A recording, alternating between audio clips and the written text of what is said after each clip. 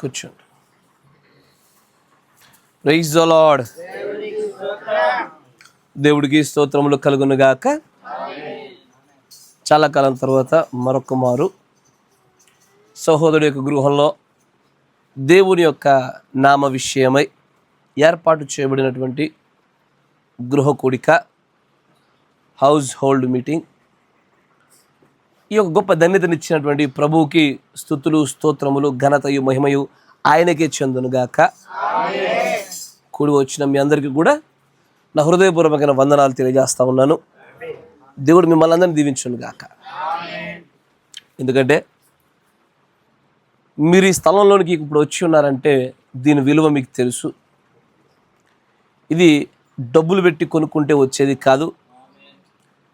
గారుడి సీమోను లాంటి వ్యక్తులు ఈ లోకంలో చాలామంది ఉండి తమ దగ్గర ఉన్నటువంటి ద్రవ్యం చేత దేవుని పిలుపు లేకుండా సేవ చేసేవారు, దేవుడి పిలుపు లేకుండా తమ యొక్క ధనాన్ని దేవుని యొక్క వాక్య వ్యాప్తిలో వాడే ప్రయత్నం చేస్తూ ఉన్నారు. కానీ ఎవరైనా సరే ఫలములను మాత్రము కొయ్యలేకపోతూ ఉన్నారు. దానికి గల కారణం ఏంటంటే అన్నిటికీ కూడా దేవుడి యొక్క చిత్తము, పిలుపు, ఆయన నిర్ణయం పైన ఇవన్నీ ఆధారపడి ఉంటాయి. ఆయన ముందు నిర్ణయంలో లేకుండా మనం ఈ స్థలంలో ఇక్కడ కూర్చుండడం అనేటువంటిది అసాధ్యము. ఆమేన్. Praise the Lord. నేను వాక్యంలోకి వెళ్ళడానికంటే ముందు ఒక 2 విషయాలు చెప్తాను, మీకు 2 మాటలు చెప్తాను. ఏంటంటే అది మనం వచ్చింది భోజనం చేయడానికి కాదు, మనం వచ్చింది ఆరాధించడానికే. మన పక్కన వాళ్ళు ఏమనుకుంటారా అని కాకుండా మనకివ్వబడినటువంటి ఈ యొక్క నాలుకను దేవుడి కోసం వాడి స్తుతులు, స్తోత్రాలు, ఆమేన్, హల్లెలూయాలు, గ్లోరీలు చెప్పడానికే. మరొక విషయం ఏంటంటే దాని కంటిన్యూషనే. ఎప్పుడైతే ఒక విశ్వాసి తను ఆమేన్, హల్లెలూయా అని చెప్తా ఉంటాడో is actually welcoming the God. దేవుణ్ణి ఆహ్వానిస్తున్నట్టు. ఈ గృహంలోనికి దేవుడు రావాలన్న తపనతోనే ఈ గృహస్థులు ఈ కూటమి ఏర్పాటు చేశారు. ఒకవేళ ఇక్కడికి వచ్చి మీరు నిశ్శబ్దంగా ఉన్నారా, ఒకవేళ మీరు ఇక్కడికి వచ్చి యామరపాటుగా ఉండి ఏదో కొద్ది మాటలు విని వెళ్ళిపోయే ప్రయత్నం చేస్తూ ఉన్నారా, ఈ గృహస్థులు ఏ కారణమును బట్టి అయితే ఈ కూటమి ఏర్పాటు చేశారో దాని విషయంలో మనం అన్యాయం చేసిన వారమే.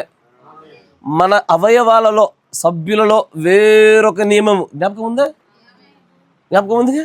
అంటే మన సభ్యులలో వేరొకరు బలపరచబడకపోవడంలో మన పాత్ర ఉన్న మన పైన పాపము నేరం మోపబడుతున్నట్లే. కాబట్టి ఈ గృహంలోనికి క్రీస్తును ఆహ్వానించుదాం. అలాగ ఆహ్వానించాలంటే నువ్వు కేవలము హృదయపూర్వకమైనటువంటి స్థితితో ఆమేన్, హల్లెలూయాలు, గ్లోరీలు, ప్రభువుని ఆహ్వానించేటువంటి ఒక భక్తి ఉంటే చాలు.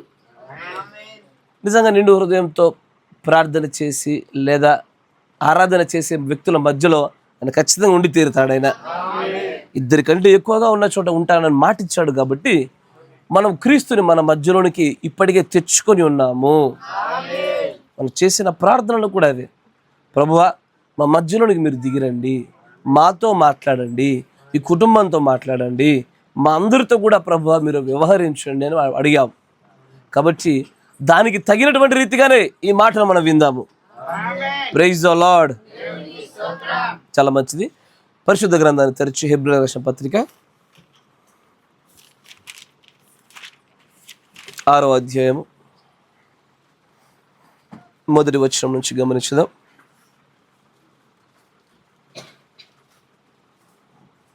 హెబ్రీయులకు రాసిన పత్రిక 6వ అధ్యాయము, కొంచెం తగలకమ్మా, స్టాండ్ తగలబాక, 1వ వచనం నుంచి గమనించుదాం.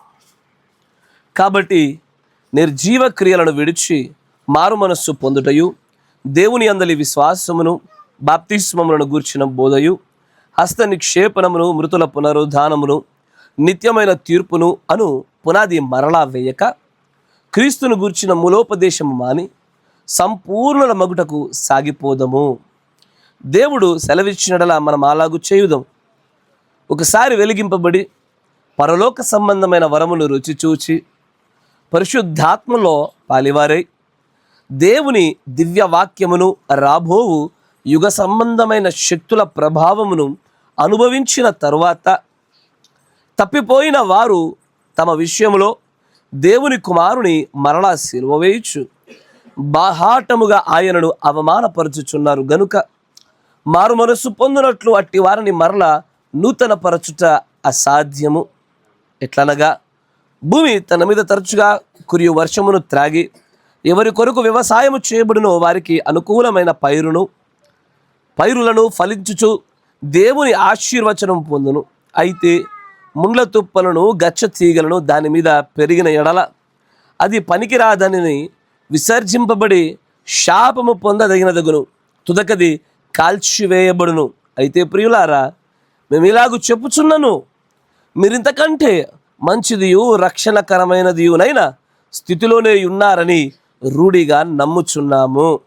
మీరు చేసిన కార్యమును మీరు పరిశుద్ధులకు ఉపచారము చేసి ఇంకను ఉపచారము చేయుచుండుట చేత తన నామమును బట్టి చూపిన ప్రేమను మరచుటకు దేవుడు అన్యాయస్తుడు కాడు. Praise the Lord. మీరున్న చోట తలనుంచండి, కళ్ళు మూసుకోండి, చిన్న ప్రార్థన చేసుకుందాం. సర్వశక్తి సంపన్నుడా, కృపామయుడా, ప్రభువా, నీ ప్రియమైనటువంటి పిల్లలుగా మేమందరం ఈ స్థలంలోనికి వచ్చి ఉన్నాము. ఈ గృహమును, ఈ గృహ పరిస్థితిని, ఈ కూటమి యొక్క కారణములు సమస్తమును కూడా నువ్వు చూసినటువంటి దేవుడవయ్యా. ప్రభువా, మేమైతే నిరుత్తరుడము, దేనికి పనికిరాని వారగానే, పెంటపైన ఉండే పురుగుల మాదిరిగానే మేము పోల్చుకోవడం కాదు నాయన, మేము నిజంగా అలాంటి వారమై ఉన్నాము. నీ కృపచేత, నీ ప్రేమ చేత మమ్మల్ని ఒక్కసారి జ్ఞాపకం చేసుకోండి. దేనికి పనికిరానటువంటి ప్రభువా, నన్ను ఒకసారి మీ చేతికి అప్పగిస్తా ఉన్నాను నాయన. బోధింపదగిన ఆత్మను, వాక్ శక్తిని, గ్రహింపు శక్తిని, నీ పరిశుద్ధాత్మ యొక్క సంచారమును, నీ ఆత్మీయ ఉపస్థితి ఈ స్థలంలో మీరు జరిగింపజేయమని ప్రార్థిస్తున్నాను నాయన. దోషములన్నీ తీసివేయండి ప్రభు. దుష్ట సంబంధమైన ప్రతి శక్తి కూడా ప్రభువ ఇక్కడున్న మనుషులలోనూ ఈ స్థలంలో నుంచి సంపూర్ణంగా వెడలిపోవులాగున మీరే సహాయం దయచేయండి. మాతో మాట్లాడండి, మమ్మల్ని దర్శించండి. అన్ని విషయాలలో కూడా ప్రభువ నీ కంటికి యుక్తమైనటువంటి కూటమిగా ఉండలాగున కేవలం నీ పరిశుద్ధాత్మ చేత మాత్రమే మీరు నడిపింపజేయమని ప్రభు అయిన యేసుక్రీస్తు నామంలో ప్రార్థన చేయుచున్నాము. Amen. Amen. Praise the Lord. మంచిది. ఒక చిన్న అంశాన్ని మీ ఎదుగు తీసుకొని వచ్చాను. నేను కొద్ది మాటలే మాట్లాడతాను. దీంట్లో అనేకమైన విషయాలు మీరు ఇదివరకు విని ఉంటే ఉండవచ్చు. అయినను కొన్ని చోట్ల నేను ఉపోద్ఘాత రీతిలో, మరికొన్ని చోట్ల బోధ రీతిలో, మరికొన్ని చోట్ల ఉపదేశపు రీతిలో మాట్లాడవచ్చు. కనుక పట్టుకోవడానికి ప్రయత్నం చేయండి. చదవబడినటువంటి లేఖనాన్ని మీరు గమనించినట్లయితే అక్కడ పౌలు గారు అంటారు, కాబట్టి నిర్జీవ క్రియలను విడిచి మారు మనస్సు పొందుటయు, దేవుని విశ్వాసమును, బాప్తిస్మమును గురించిన బోధయు, హస్తనిక్షేపణము, మృతుల పునరుద్ధానమును, నిత్యమైన తీర్పును అను పునాది మరలా వేయక. మాట జాగ్రత్త వినాల. అంటే పైన చెప్పబడినటువంటి విషయాలన్నీ కూడా పునాదిగా వ్యవహరించబడతా ఉన్నాయి. ఈ పునాదిని మరలా వేయకూడదు. ఈ పునాది ఎన్ని మార్లు వేయాలి? ఎన్ని మార్లు వేయాలి? నాకు వినపడలే. ఎన్ని మార్లు వేయాలి కాదు, దేవుడు వేయమనని సార్లు వేయాలి. నాకు తెలుసు. ఇంకా మీరు ఆ పాత పునాదుల మీద నిలబడినారు, ఈ పునాదుల మధ్యలోకి వచ్చాల. మీరు అందుకే అక్కడ వాక్యం చూడండి, 3వ వచనం చదవండి. దేవుడు సెలవిస్తే చేద్దాం, అంతేనా? ఒకవేళ దేవుడే సెలవిస్తే మనం ఖచ్చితంగా చేసి తీరాల్సిందే.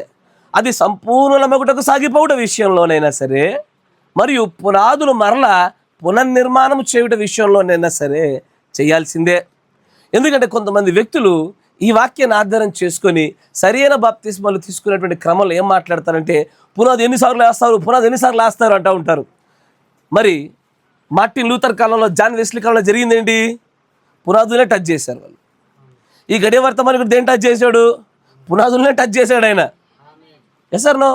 ఆయన వచ్చి మీరు తీసుకొని వచ్చినటువంటి బాప్తిస్మము లేఖన ప్రకారంగా సరికాదు, సరి తీసుకోండి, మీ విశ్వాసములు సరిగా లేవు, సరి చేసుకోండి, నిత్యమైన తీర్పును గురించి మీకు అవగాహన లేదు, అది ఎప్పుడు నిత్యం ఉంటుంది అనుకుంటున్నారు. నిత్యం ఉండదు, దానికి కూడా ఒక ఎండింగ్ ఉంటుందని మరలా పునాదుల్ని పునర్నిర్మాణం చేశాడు ఆయన.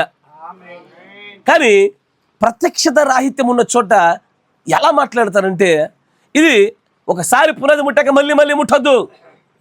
పునాది బలంగా సరిగ్గా దాని స్థానంలో చక్కగా నిలబడిన చోట ఎవడు ముట్టడు దాన్ని.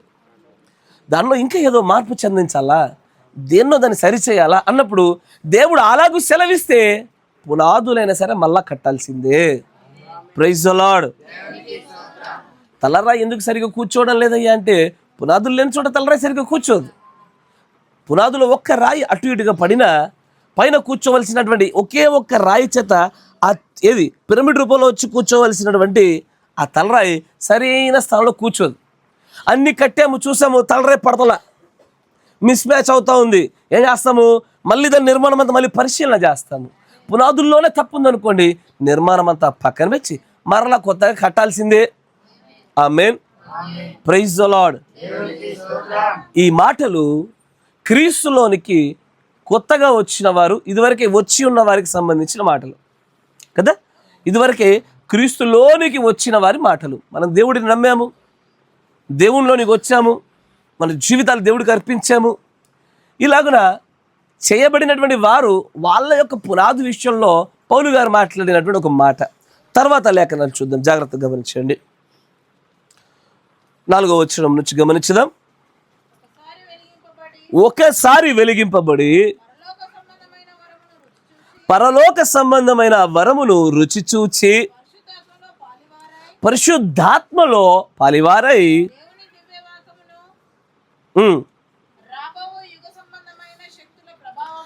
దేవుని దివ్య వాక్యమును రాబో యుగ సంబంధమైన శక్తుల ప్రభావమును అనుభవించిన తరువాత తప్పిపోయిన వారు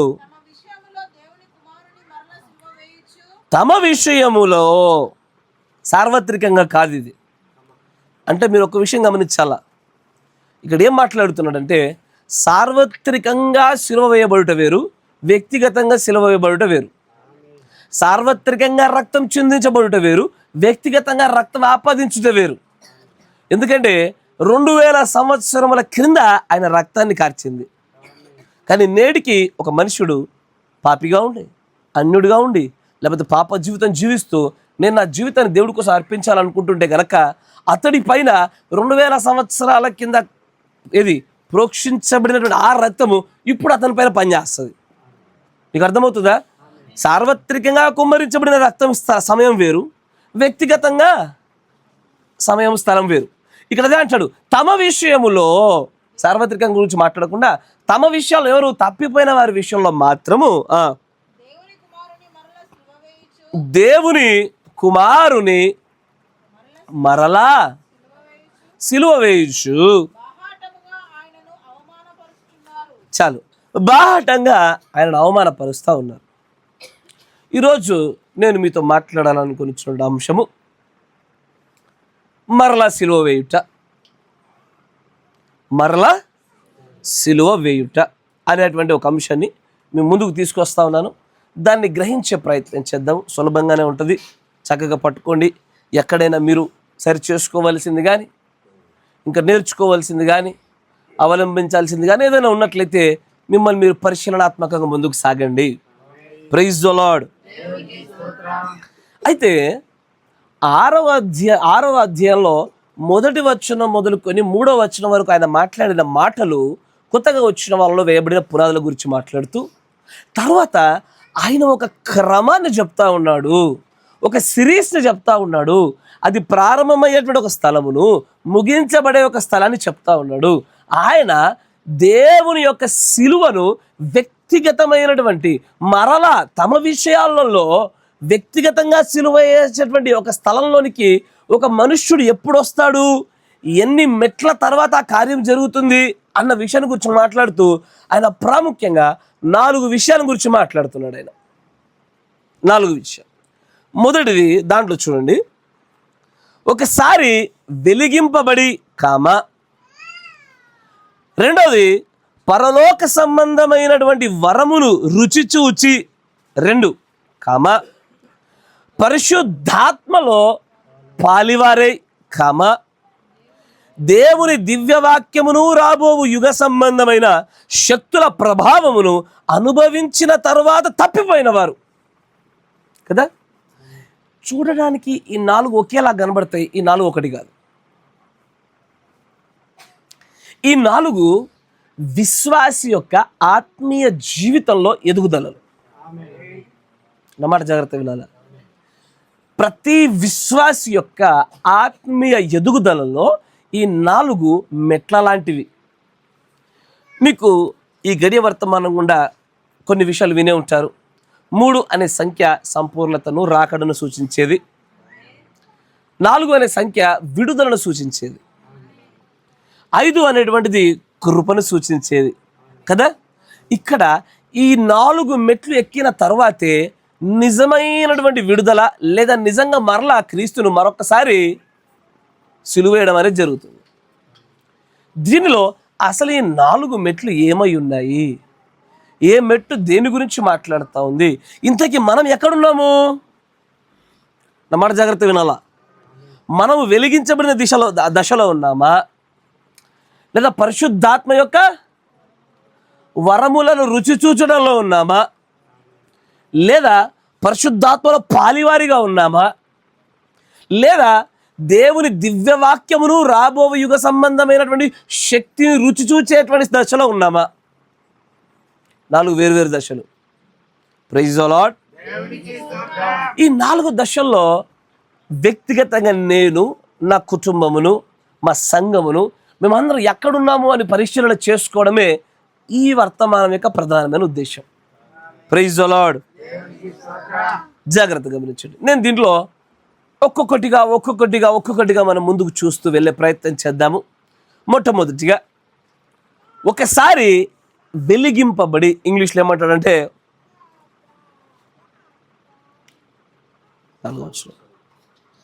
వన్స్ ఎన్లైటెండ్, అంటే ఒకసారి ప్రకాశించబడి, వెలిగించబడి, ఉత్తేజపరచబడి అని అర్థం. నా మాట జాగ్రత్త వినాల. ఒకసారి ప్రకాశించబడి, ఉత్తేజపరచబడి, వెలిగించబడి అని అర్థం. ఇది మొట్టమొదటి దశ కదా. ఈ దశ గుండా కొన్ని విషయాలు చూసే ప్రయత్నం చేద్దాము. యోబు గ్రంథము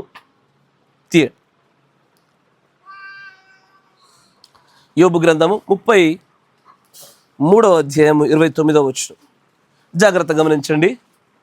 నేను మళ్ళీ చెప్తా ఉన్నా, కొంత ఉపదేశము, కొంత బోధయు, కొంత ఉపోద్ఘాతము. జాగ్రత్తగా పట్టుకోండి. ఆలోచించుము. నరులు సజీవులకు, ఎవరు సజీవులు? క్రీస్తులో ఉన్నవాడే సజీవుడు, క్రీస్తును వెంబడించేవాడే సజీవుడు. ఎందుకంటే మృతులు తమ మృతులను పాతి పెట్టుకుంటారని చెప్తా ఉంటాడు ఆయన. అంటే క్రీస్తును వెంబడించని వారిని మృతులు అంటారు ఆయన. కాబట్టి నరులు సజీవులకు ఉండేటువంటి వెలుగు, అంటే దేవుని వెంబడించే వారికి, దేవుణ్ణి కలిగి ఉండే వారికి ఉండేటువంటి ఆ వెలుగు చేత నరులను వెలిగింపబడినట్లు కూపములో నుండి, జాగ్రత్త, నా మాట జాగ్రత్త వినండి, కూపంలో నుండి, ఏదో కూపం అంట, ఆ కూపంలో నుంచి లాగి అలా వెలిగించాలంట. ఏంది ఆ కూపము అంటే? కూపంలో నుంచి బయటకు పిలిచి వెలిగించవలసిన అవసరం ఉంది అంటే కూపంలో వెలుగు లేదు. కూపంలో వెలుగుంటే కనుక బయటకు తీసుకొచ్చి వెలిగించాల్సిన అవసరం ఏముంది? ఏందో ఆ కూపం అంటే 2వ కొరింథీ, అది అట్లే ఉంచండి. యోబు గ్రంథం అట్లాగే ఉంచి 2వ కొరింథీ 4వ అధ్యాయం 4వ వచనం.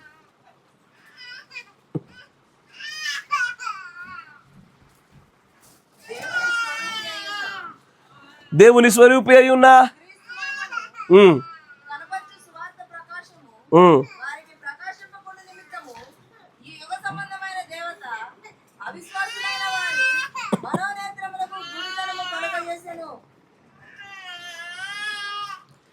మొదటిగా మనుష్యుని వెలిగించాలి అంటే చీకట్లో ఉన్నవన్నే కదా వెలిగించేది.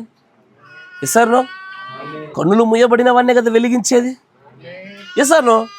అంటే దేవుని యొక్క సువార్తను, దేవుడి యొక్క రక్షణను, దేవుడి యొక్క మాటలను ఇంతవరకు చూడలేకుండా ఉండిన మనుషులకు దేవుని యొక్క ఎట్లా, ఇప్పుడు యోబు గ్రంథంలో అక్కడ ఒక లాజిక్ చెప్తాడు ఆయన, ఖచ్చితమైన సూత్రం ఒకటి చెప్తాడు. మరొకసారి చదవండి ఆ మాట. 33వ అధ్యాయం 29వ వచనం.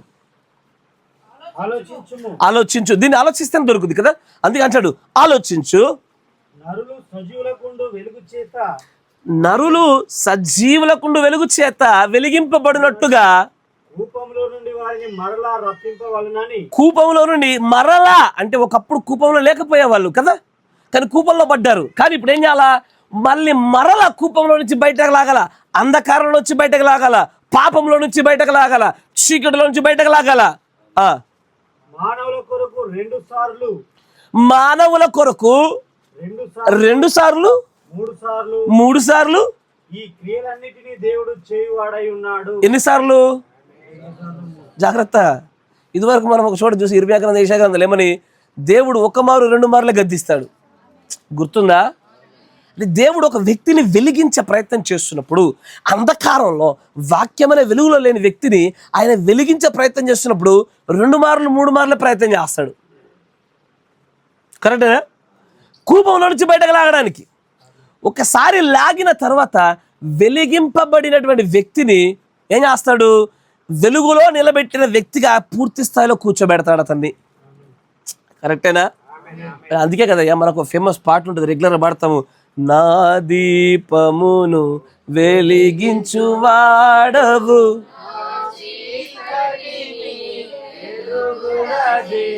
చాలు. అంటే దేని గురించి మాట్లాడుతున్నాడంటే విశ్వాస యొక్క ఆత్మీయ జీవితంలో ఎదగడానికి కావలసిన 4 మెట్లలో మొట్టమొదటి మెట్టు గురించి మాట్లాడుతున్నాడు. నన్ను నువ్వు వెలిగించావు.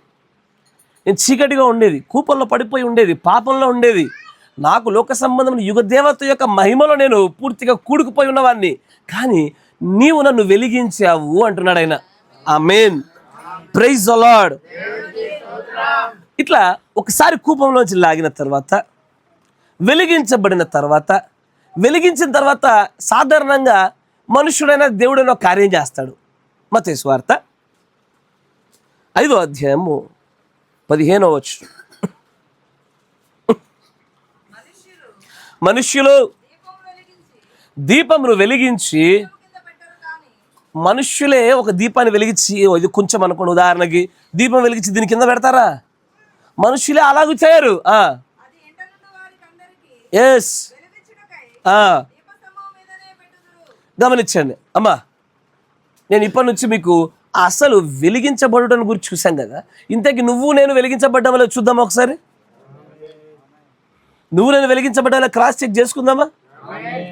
కానీ నిజంగా వెలిగించబడితే అది ఎల్లవేళ కొంచెం మీద పెట్టబడుద్ది. దాని యొక్క ప్రధానమైన ఉద్దేశం ఏంటో తెలుసా? వెలిగించబడిన ప్రతి ఒక్కరు వెలుగును ప్రసరింపజేయడం అనే బాధ్యతను భుజాలపైన వేసుకుంటారు. వెలిగించబడిన ఏ ఒక్కరు కూడా తన మట్టుకు తానే వెలుగును తీసుకోలేరు. ఆ వెలుగును తన చుట్టూ ఉండే వాళ్ళకి ప్రసారం చేయడమే వాళ్ళ ప్రధాన ఉద్దేశం. నార్మల్గా సాధారణమైన మానవులే వెలిగించబడిందని కొంచెం పైన పెడతా ఉంటే, దేవుడు తన తేజస్సు చేత, తన మహిమ చేత, తన వెలుగు చేత మనుష్యుడు కూపంలో నుంచి బయటకు లాగి వెలిగించిన తర్వాత నేను అన్నటికీ నీ ఇంట్లో దాచిపెట్టుకోడు. ఒకసారి ఆలోచన చేయండి. అంటే బ్రదర్, నీ ఉద్దేశం నుంచి మాకు ఏదైతే దేవుడు శక్తినిచ్చాడో, వెలుగునిచ్చాడో, ఈ వెలుగుని అందరికి ప్రసారం చేయాలంటారు, అంతేనా? బాధాకరమైన విషయం ఏంటంటే వెలిగించబడిన వారు ఆ వెలుగును ఆర్పివేసుకొనిచున్నారు కూడా. ఒకప్పుడు నేను చాలా మంది రప్పించాను బ్రదర్. ఒకప్పుడు ఎంతో మందికి ఆ వెలుగు ప్రసారం చేశానమ్మా. మా బంధువులను పిలిచి భోజనాలు పెట్టి మరి వెలుగును ప్రసారం చేశా. ఈ రోజున ఏమైంది? వెలుగు ఆరిపోయింది. ఈరోజు ఏమైంది? వెలుగు ఆరిపోయి మళ్ళీ మనల్ని కూపంలో పడేసింది. కూపంలో పడ్డాను ఎన్ని మార్లు ట్రై చేస్తాడైనా? 2 మార్లు 3 మార్లే ప్రయత్నిస్తాడు. నేను తొందరలోనే మీకు మృగం యొక్క ముద్రల వర్తమానం చెప్పబోతున్నా. మృగం యొక్క ముద్ర ఎట్లా వస్తుంది, ఎప్పుడు వస్తుంది అని చెప్పాలా? ఎప్పుడైనా విన్నారా? ఎట్లా వస్తుంది, ఎప్పుడు వస్తుంది చెప్తా. ఇంతకాలం దేవుడి యొక్క ముద్ర గురించి చాలా విన్నారుగా. మృగం ముద్ర గురించి వీటి అర్థమవుతుంది. మృగం యొక్క ముద్ర, దేవుడి ముద్ర నీకు ఎంత సమీపంగా ఉన్నది అనుకుంటున్నావో, మృగం యొక్క ముద్ర కూడా అంతే సమీపంగా ఉన్నది. అదేదో దూరంగా ఉందనుకొని, నేను దేవుడి ముద్ర దగ్గరకు వచ్చి నాకు మృగం యొక్క ముద్ర చాలా దూరం ఉందనుకునేవు. నీకు ముద్ర పొందే వరకు కూడా ఈ 2 సమానమైన దూరంలో ఉంటాయి, పక్కపక్కనే. Praise the Lord. వెంట్రుక వాసంత దూరంలో ఉంటాయి, అంతే. దాని గురించి మీకు తెలియజేసే ప్రయత్నం చేస్తాను దేవుడు అనుగ్రహించిన సమయంలో. ఇక్కడ వెలిగించబడ్డాము, నా చుట్టూ ఉండేటువంటి 10 మందికి, నా బంధువులకి, నా స్నేహితులకి, నా చుట్టూ ఉండేటువంటి పని వారికి, లేకపోతే నా స్నేహితులందరికీ, ఎవరిని పడతారు అందరూ వెలిగించేసా. కానీ వెలిగించిన తర్వాత ఎప్పుడన్నా ఆలోచించండి, వేరే దీపాన్ని వెలిగిస్తుంటే మన దీపంలో ఏమన్నా నష్టం జరుగుద్దా? మన వెలుగు తగ్గుద్దా? మన ఆయిల్ అయిపోతుందా వేరే దీపాలు వెలిగించడం వల్ల? వేరే దీపాన్ని ఒక్క దీపాన్ని తీసుకోండి, ఒక ప్రమిదను పట్టుకొని అన్ని ప్రమిదలు పెట్టుకుంటూ పోండి. ఆ ఒక్క దీపంతో ఎన్ని ప్రమిదలు పెట్టచ్చు? దీంట్లో తైలం అయిపోయేదాకా పెట్టచ్చు, కరెక్టేనా? కానీ అన్ని దీపాలని బాగా వెలిగించడానికి ఉపయోగపడుతున్న ప్రమిదలో మళ్ళీ తైలం పోస్తావా, ఆపేస్తావా? దేవుడు అన్యాసుడు కాదుగా, కరెక్టేనా? ఎప్పుడు దాంట్లో తైలం పోయి ఆపేస్తాడు ప్రభు? ఇది మిగిలిన దీపాలని వెలిగించకుండా తనకు తాను మాత్రం వెలుగును తీసుకునే పరిస్థితి రాగానే it's time to shut down the supply of oil. Praise the Lord. నేను ఏ క్షణాన్నైతే ఈ యొక్క వర్తమానాన్ని, ఈ సత్యాన్ని, ఈ దేవుడి యొక్క నిజాలని కూపంలో నుంచి లాగునటువంటి ఈ పరిస్థితుల్లోనికి మనుషులందరినీ తీసుకురావడం వారి ప్రయత్నం ఎప్పుడైతే జరగడం ఆగిపోద్దో మనం ఆర్పివేయబడ్డ వాళ్ళం. అందుకే బైబిల్లో పౌలు గారు మాట అంటారు, దేవుడి ఆత్మ దీపమును మీరు ఆర్పివేయకుడి. అంటే ఆర్పివేసే అవకాశం ఉందా? ఆర్పివేయడం జరుగుద్దా? ఆబ్వియస్లీ ఖచ్చితంగా జరుగుద్ది. వెలిగించబడ్డాం అనుకుంటున్నాం. నేను అడిగే ప్రశ్న ఏంటంటే, ఇప్పటికీ నీ వెలుగుతూనే ఉందా? We need evidence. వెలిగించబడే ఉన్నాము అని చెప్పడానికి మన దగ్గర ఏ వాక్య ప్రకారమైన క్రియారూపకమైన ఆధారాలేవి? నా వెలుగును పరిశుద్ధాత్మ యొక్క తైలము చేత అనేకులను వెలిగించే ప్రయత్నం చేస్తానున్నా, ఎల్లకాలము నా ఉద్యోగం, నా వ్యాపారము, నా బర్రె, నా గొర్రె, నా పిల్లకాయ, నా జల్లకాయ, అంతేనా? ఎక్కడో ఈ దీపాలు సరిగా పనిచేయడం లేవు. ఎందుకు ఇంత మాట చెప్తున్నాడో తెలుసా? ఇవన్నీ కూడా మరలా ఎవరో సిలువేయడానికి అడుగులేస్తున్నారు. దేవుణ్ణి మరలా సిలువేయడం అంటే తెలుసా? అయ్యా, దేవుని మరలా సిలువేయడం అంటే తెలుసా? మంచిగా చెప్తా వినండి. ఇప్పుడు చాలామంది విశ్వాసులకు ఆలోచనలో ఉండదంటే, ప్రభు తప్పిదం చేశాను ఆయన, నా కోసం మరలా సిలువేయబడ్డావు, నువ్వు మరొకసారి నీ రక్తం రాపైన. నీ మోహమేం కాదు. ఒకే ఒక్క బలి అర్పణ, ఒకే ఒక్క శిలువ మరణం, మరొకసారి శిలువ మరణం ఉండదు. మాట వింటున్నారా? ఒకసారి ప్రోక్షించిన అదే రక్తము కృపాకాలం ఉండేంత వరకు సాగుతూనే ఉంటుంది. కానీ మరలా సిలువేసుకున్నది ఎవడు? 2 సిలువలు ఉన్నాయి అయ్యా, 2 సిలువలు ఉన్నాయి. ఒకటి కొండ పైన ఒక సిలువ ఉంది, చెట్టు దగ్గర వేలాడుతున్న ఇంకో సిలువ ఉంది. వర్తమానం చదివితే అర్థమైతే నా భాష. కొండపైన యేసు ప్రభు ఆయన ఒక సిలువ మీద ఎక్కినాడు, దానికి సాదృశ్యంగా మరొకటి సిలువ ఎక్కినాడు. ఇది 30 వెండి నాళ్ళకి అమ్మినోడు. ఎస్ సార్ నో, కరెక్టేనా? మరల సిలువేసి దేవుడు రోమిడే వేస్తాడు, దుష్టుడే వేస్తాడు. దీని గురించి చూపిస్తాను అండి. తర్వాత ఇంకొచ్చే ముందు మరికొన్ని లేఖనాలు చూద్దాము. దేవుడు వెలిగించుచున్నటువంటి ఆ వెలుగు గురించి ఇంకొచ్చే ముందు కదా. యోహాను సువార్త 1:9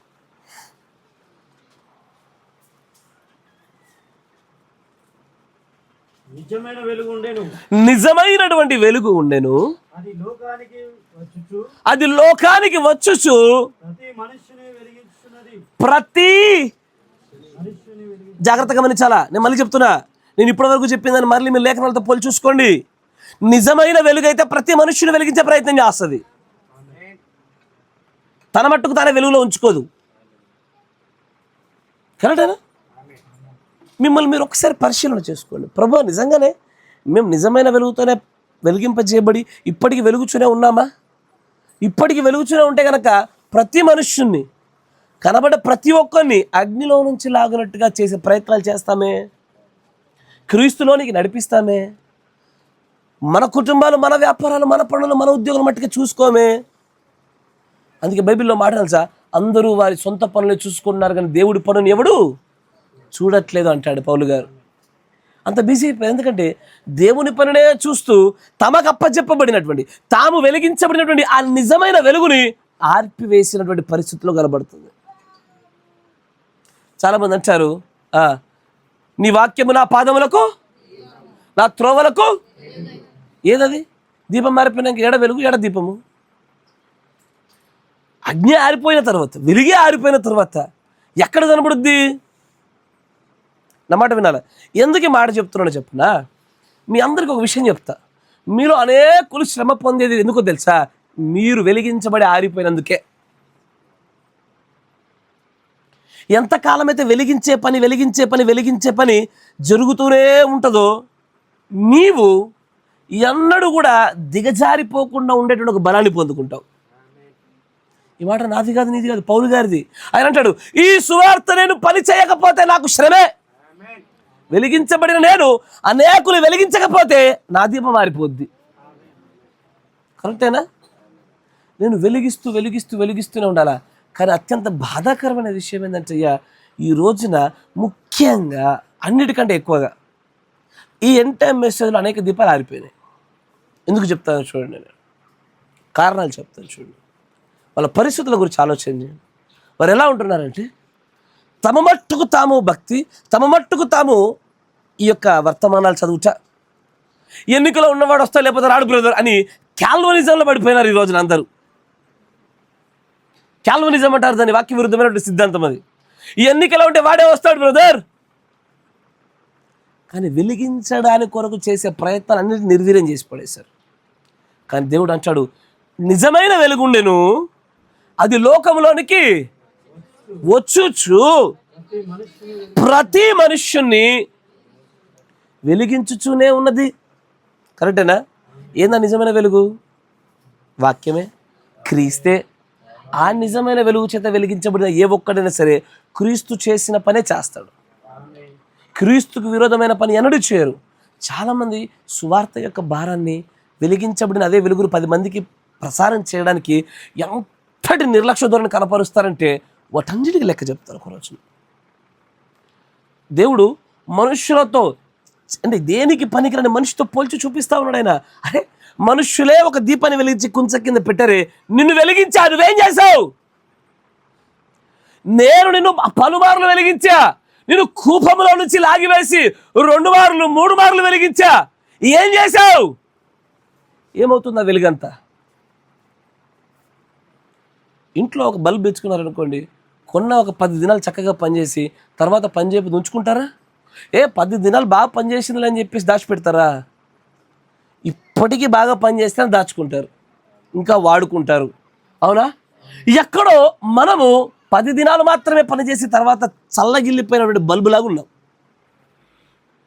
క్రీస్తులోకి రాగానే, వర్తమానంలోకి రాగానే ఎలా పడితే అలా వెలుగు ప్రసారం చేశాం. కానీ ఈ రోజున అయ్యా ఒక మాట గుర్తుపెట్టుకోండి, మళ్ళీ చెప్తా ఉన్నా, వెలిగించుట అనే కార్యము ఎంత నెమ్మదిగా సాగుద్దో, ఎంత పూర్తిగా ఆగబడుద్దో, నీ దీపం యొక్క వెలుగు దానిపైన ఆధారపడి ఉంటుంది.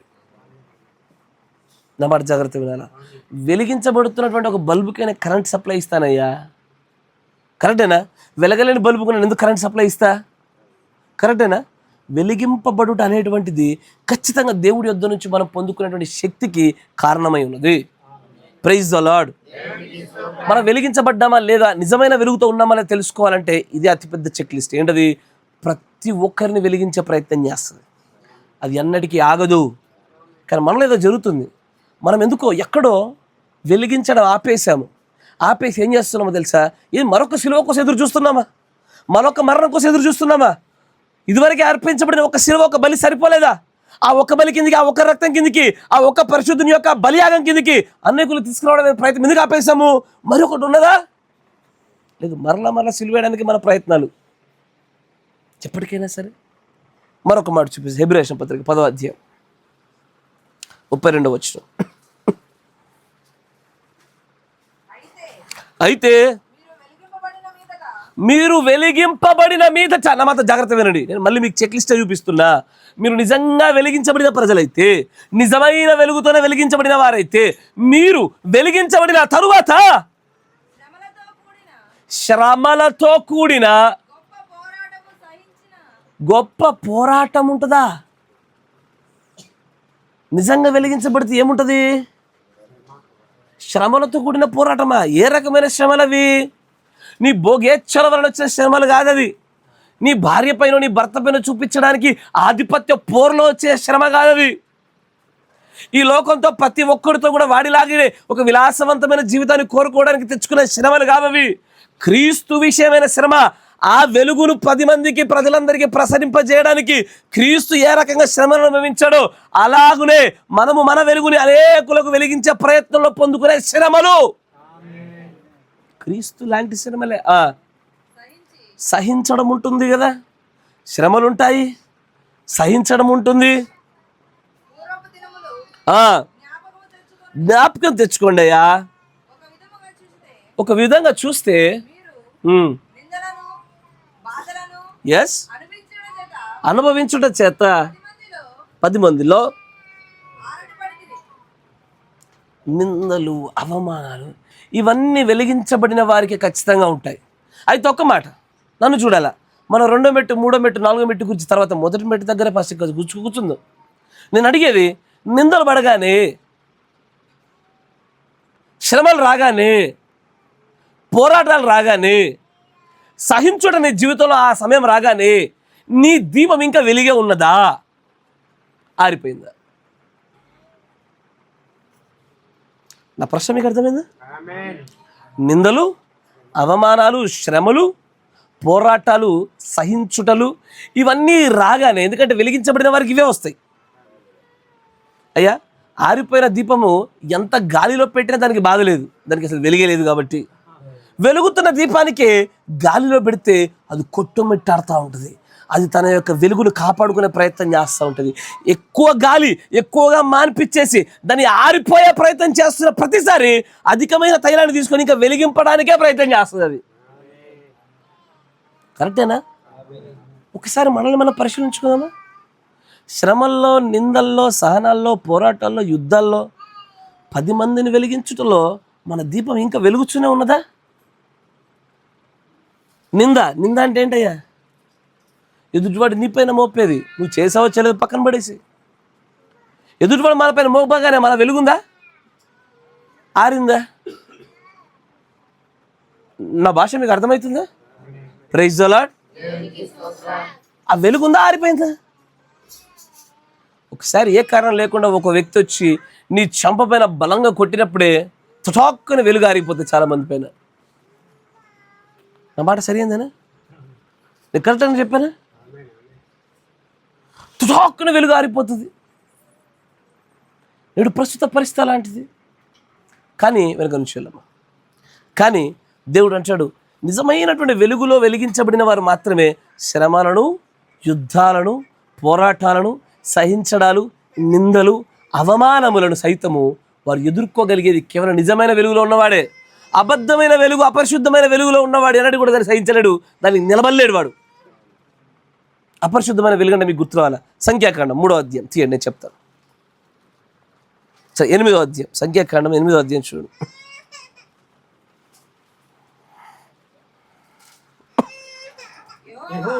యెహోవా మోషేకు ఇలాగు సెలవిచ్చెను, నీవు అహరోనుతో నీవు దీపములను వెలిగించినప్పుడు ఆ 7 దీపముల వెలుగు దీపవృక్షమునకు ముందు పడునట్లు వాటిని వెలిగింపవలనని చెప్పుమనెను. జాగ్రత్తగా గమనించాలి, బైబిల్ భక్తుడు చూడండి. అయితే పాత నిబంధనలో ఉండేటువంటి పరిశుద్ధ స్థలము, అతి పరిశుద్ధ స్థలము, ప్రాకారం అని 3 భాగాలకు విభజించబడిన మందిరంలో పరిశుద్ధ స్థలంలో సన్నిధి రొట్టెల బల్ల ఉంటుంది. దానికి ఆపోజిట్లో మెనోరా అంటే 7 సువర్ణ దీప స్తంభములు ఉంటాయి. దానిని యాజకులు మాత్రమే వచ్చి ఆ దీపాల్ని వెలిగిస్తూ ఉండాల. అయితే ఈ సువర్ణ దీప స్తంభములు ఏవైతే ఉన్నాయో ఇది దేనికి సాదృశ్యము అంటే సంఘకాలాలకు సాదృశ్యము, సంఘానికి సాదృశ్యము, వ్యక్తికి సాదృశ్యము. అన్నమాట, జాగ్రత్త వినాలా. సంఘకాలాలకు సాదృశ్యము, సంఘానికి సాదృశ్యము, వ్యక్తికి సాదృశ్యము. క్రైస్తవు యొక్క కాల పరిమాణంలో దశలకు సాదృశ్యము. నా మాట వింటున్నారా? Praise the Lord. అందుకే కదయ్యా నువ్వు నీ మొదటి ప్రేమను వదిలినావు, నువ్వు చక్కగా నీ స్థలంలోకి నువ్వు రాలేదనుకో నీ దీపస్తంభాన్ని నీ నుంచి తీసేస్తానంటాడు. అదే సంఘాన్ని వ్యక్తిగతంగాను సంఘ కాలాన్ని కూడా మాట్లాడుతున్నాడు ఆయన. Praise the Lord. ఇప్పుడు ఆ దీపానికి దేవుడు ఒక రూల్ పెట్టాడు. ఆ దీపం ఎన్నడూ ఆరిపోకుండా చూసుకోవాలి. అర్థమవుతుందా? పరిశుద్ధ స్థలంలో ఉండేటువంటి 7 సువర్ణ దీపస్తంభముల వెలుగు ఎన్నడూ ఆరిపోకుండా చూసుకోవాలి. ఎవరు చూసుకోవాలా? ఎవరు చూసుకోవాలా? యాజకుడు, పాస్టర్ చూసుకోవాలా.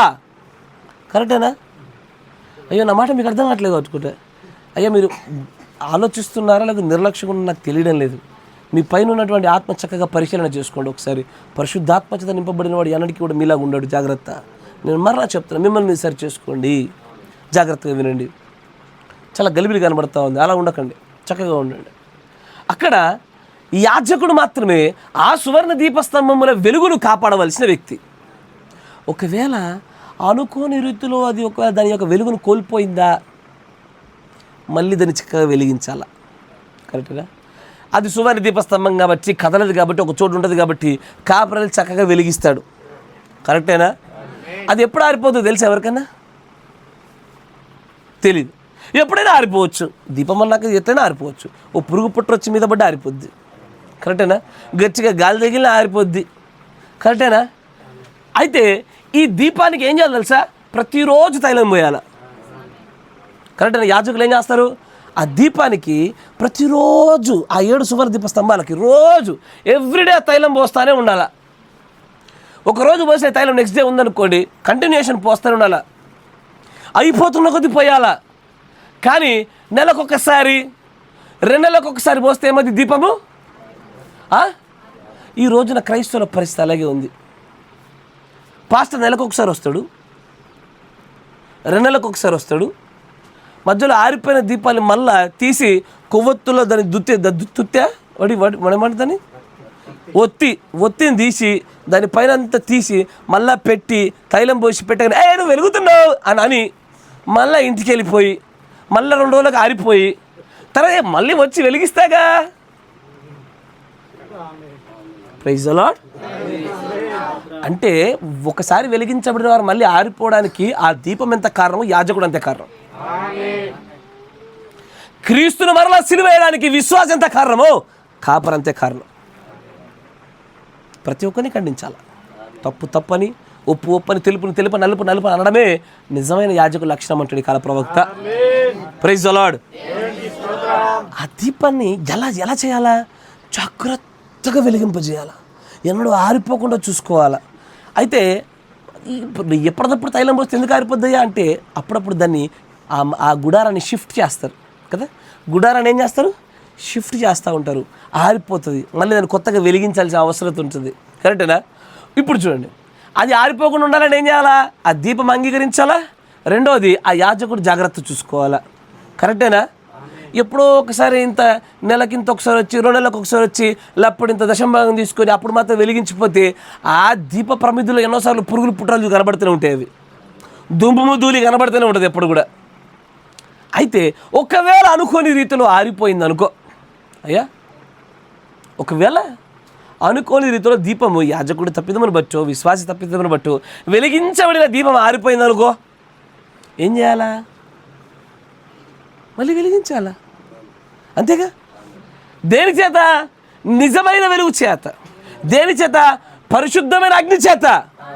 కానీ దీనికి బదులుగా లేవికాండం 18వ అధ్యాయం, త్వరగా 10వ అధ్యాయం, లేవి 10.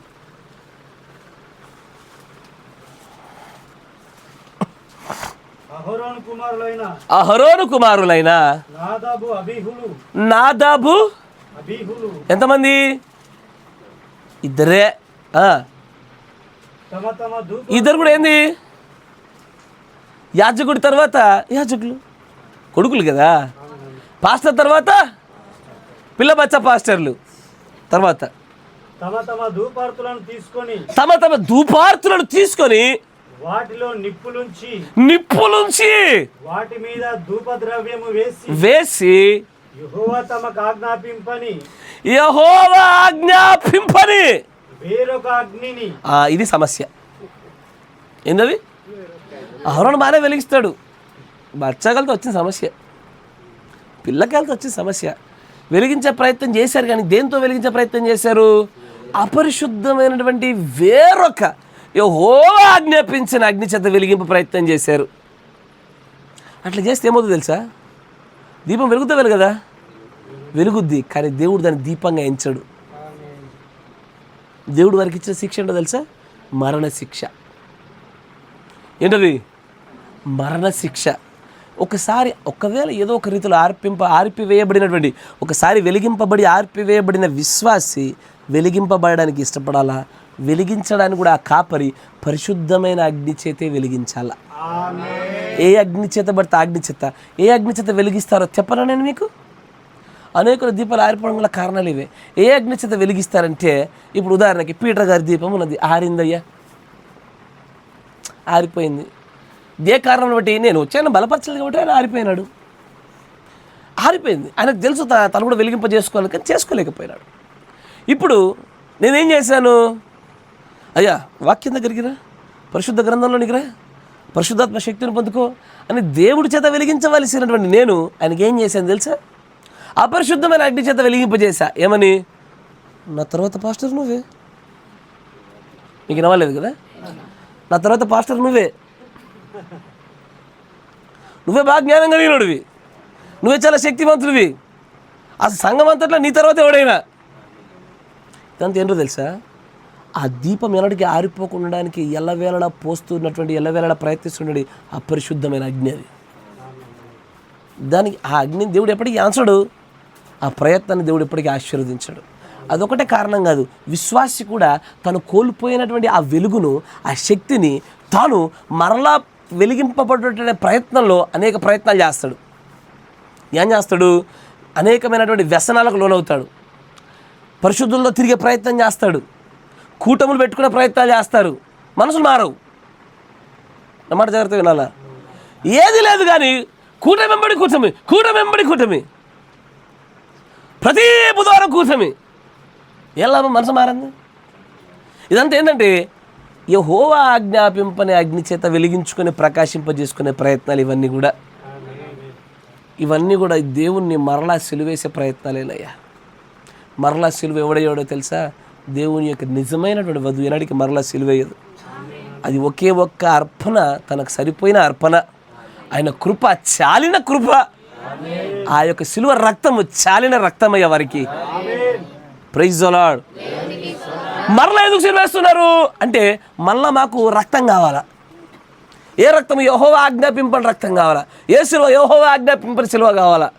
నా భాష చాలామందికి ఈరోజు పట్టుకోవడం కష్టంగానే ఉంటుంది. ఏం చెప్తున్నా ఇటు పోతున్నా అర్థం కావట్లేదు కదా? అర్థమయ్యే వాళ్ళందరికీ అర్థమవుతుంది. Praise the Lord. పరిశుద్ధాత్మని మనకు సహాయంగా మనము కోరుదాం. ఆమేన్. ఒకసారి వెలిగించబడ్డామా? వెలిగింపబడిన మనము వెలిగించుచు పరిశుద్ధమైన అగ్ని నిలుపుకొనుచు శ్రమలను, నిందలను, అవమానములను, రోదనను, బాధలను సహించుచు ఉంటూనే ఉన్న కొలదే నిజమైన వెలుగులో వెలిగింపబడుతున్నటువంటి, ప్రకాశించబడుతున్నటువంటి జ్యోతులు మనం. లేదా ఆరిపోయినమే. ఓ పాట ఉంటుంది, ఆరిపోయిన దివిటీలు. వెలిగించుకోవాలంటే ముందు ఆరిపోయామనే విషయం తెలియాలి మనకు. కరెక్ట్? మళ్ళీ వెలిగించుకోవాలంటే ముందు ఆరిపోయామో తెలియాలిగా. నిజంగా వెలిగింపబడిన వాళ్ళ యొక్క చెక్ లిస్ట్ చూసామా? ఇప్పుడు మీకు మీరు ఒకసారి ఆలోచించుకోండి, నువ్వు వెలుగుతూనే ఉన్నావా, ఆరిపోయినావా? అంటే అగ్ని తీసుకొచ్చి అడుగుతున్నా, కావాలంటే వెలిగిస్తా. మంచి అగ్నిది, యెహోవా ఆజ్ఞాపించిన అగ్నిది, పరిశుద్ధమైన అగ్నిది. ఆ అగ్నితో వచ్చా నేను ఇక్కడికి. వాక్చాతుర్యంతో రాలే, వెలిగింపడానికి వచ్చి ఈ అగ్నితో అడ్డం వస్తున్న ప్రతి విశ్వాసిని, అడ్డంగా ఉన్న ప్రతి దుష్టశక్తిని, అడ్డంగా ఉండేటువంటి విరోధమైన కాపర్ల సైతం కాల్చడానికే వచ్చాం మనం. Praise the Lord. వెలిగింపబడండి. దయచేసి మీరు చెప్తున్న చూడండి, విశ్వాస యొక్క ఆత్మీయ జీవితంలో 4 మెట్లలో ఈ మొదటి మెట్లలోనే మనం కనుక విఫలమైతే మిగిలిన 3 మెట్లు ఎక్కలేము కదా. Praise the Lord. సరే, 2వ మెట్టుని గమనించదు. 2వ మెట్టు ఏంటయ్యా? పరలోక సంబంధమైన వరమును. ఒక్కసారి ఇంగ్లీష్లో చూడండి దాన్ని. And have tasted of the heavenly gift. పరలోక సంబంధమైనటువంటి వరము లేదా బహుమతి. కరెక్టేనా? Yes or no? అక్కడ వరములు కదా, పరలోక సంబంధమైన ఏ వరం గురించి మాట్లాడుతున్నాడు ఇక్కడ? ఏ వరం గురించి మాట్లాడుతున్నాడు? ఎన్ని వరములు? అయ్యో, నేను ఇదే మీకు స్టార్టింగ్లో అందుకే 2 మాటలు చెప్పా, ఎన్నటికి సైలెంట్గా ఉండకండి అయ్యా. 9 తప్పు ఒప్పో చెప్పేసేయాలా. అట్లా మీరు నిశ్శబ్దంగా ఉండడం వల్ల ఎందుకు మన గర్వపోతమైన ఆత్మలా కనబడుతాయి. కక్కేసేయండి, తప్పు ఒప్పో రైటు, కరెక్టేనా? పరలోక వరం మాట్లాడదు ఇక్కడ. పరలోక వరం ఏంటిది? అది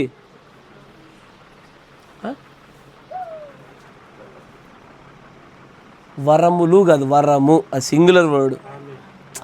మాట జాగ్రత్తగా వచ్చిన చూడండి. వరములు కాదు, వరము అది కదా, వరము. 1 సింగులర్ వర్డ్. దీన్ని గమనిస్తాం. ఎఫెసీ రాసిన పత్రిక, యోహాను సువార్త 4వ అధ్యాయం 9వ వచనం నుంచి.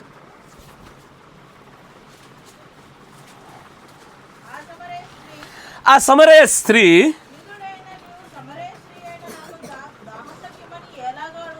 నువ్వు యూదుడవు, నేను పాపిని, సమరయ స్త్రీని, నన్ను ఎట్లా అడుగుతున్నావా నువ్వు నీళ్ళకి ఇవ్వమని? తర్వాత ఏలైనగా యూదులు అసలు సమరయులతో సాంగత్యాన్ని చేయరుగా.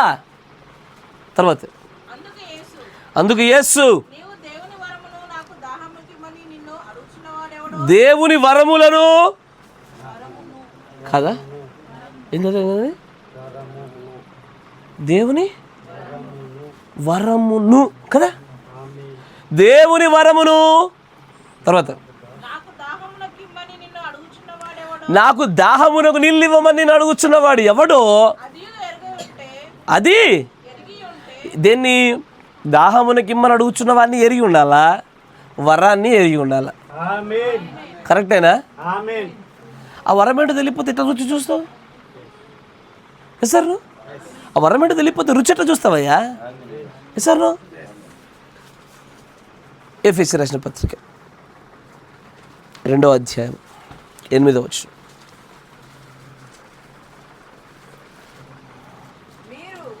మీరు విశ్వాసము ద్వారా కృపచేతనే రక్షించబడినారు.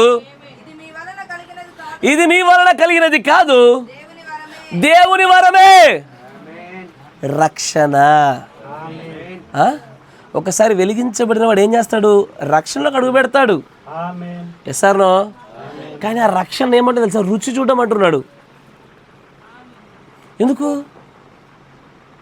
నేను మీ దగ్గరకు ఒక ప్లేట్ పట్టుకొచ్చానయ్యా, అమ్మకు చూడు తల్లి రుచి చూడమని చెప్పిన అంటే ప్లేట్ మొత్తం తింటావా? ఏం చేస్తావు? రుచి అంటే ఏదో ఇంతంత నాలుగు మీద వేసుకొని చూస్తావు, అంతేనా? రక్షణ కూడా అంతే. రక్షణ ఒకేసారి మొత్తం లపాక్కని మింగేసేది కాదు, అది ఒక మాత్రం అయిపోయేది కాదు, అది అదొక ప్రాసెస్. అది అంచెలంచెలుగా తీసుకోవాలా. కానీ రుచి చూడడంతో ప్రారంభం అవుతుంది. అది కరెక్టేనా? రుచి చూడడంతోనే అది ప్రారంభం అవుతుంది. Praise the Lord. అయితే ఒకసారి రుచి చూసిన తర్వాత కూడా సిలువేచ్చ మళ్ళా అసలు పరలోక సంబంధమైనటువంటి ఆ వరములు రుచి చూడడం అంటేనే నీటి బాప్తిజం. ఎస్ఆర్నో? కరెక్టేనా? నీటి బాప్తిజం. ఒకసారి నీటి బాప్తిజం పొందుకున్న తర్వాత, రక్షణ అడుగుపెట్టిన తర్వాత ఒక వ్యక్తి తన రక్షణ కోల్పోతాడా? నా ప్రశ్న జాగ్రత్తగా వినాలా. నీటి బాప్తిజం ప్రభు అయిన యేసుక్రీస్తు నామములో పొందినటువంటి ఆ బాప్తిజంను ఏ వ్యక్తి అయినా సరే తీసుకున్న తర్వాత కోల్పోతాడా?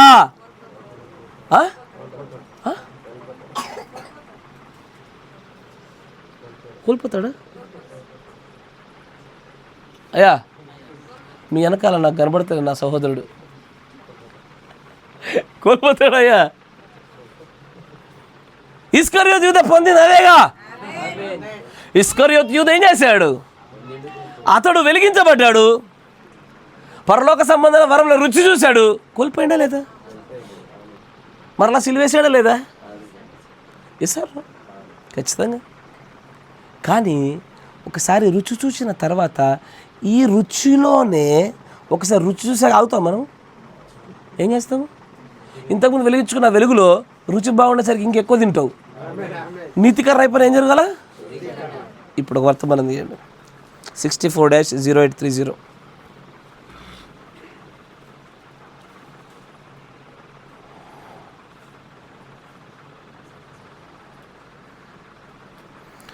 64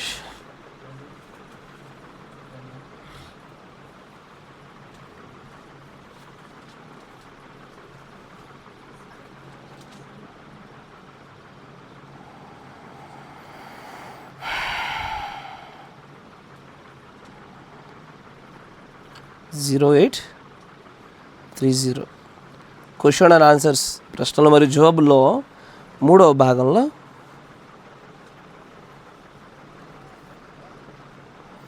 294 పేరు చూడండి. 294.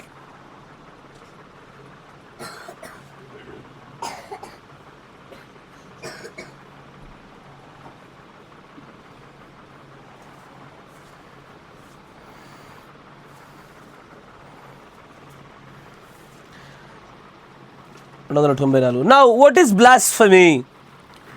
దేవదూషణ అంటే ఏంటి? దెర్ ఇస్ నో ఫర్గివ్నెస్, దానికి క్షమాపణ లేదు. Is that right? అది సరి అయినదేనా?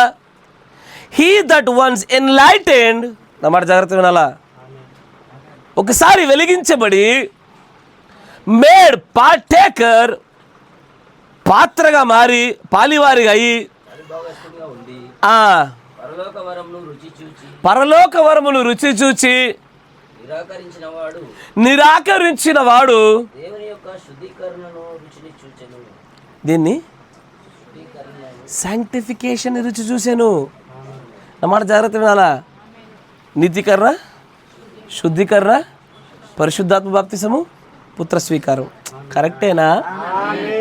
ఇక్కడ ఈ రుచి చూడడంలోనే నీతికరణయు శుద్ధీకరణయు 2 జరుగుతూ ఉన్నాయి. ఒకసారి రుచి చూసాము, ఆ రక్షణలో అడుగు పెట్టాము, కానీ ఆ రక్షణను కోల్పోయే పనులు చేశాము.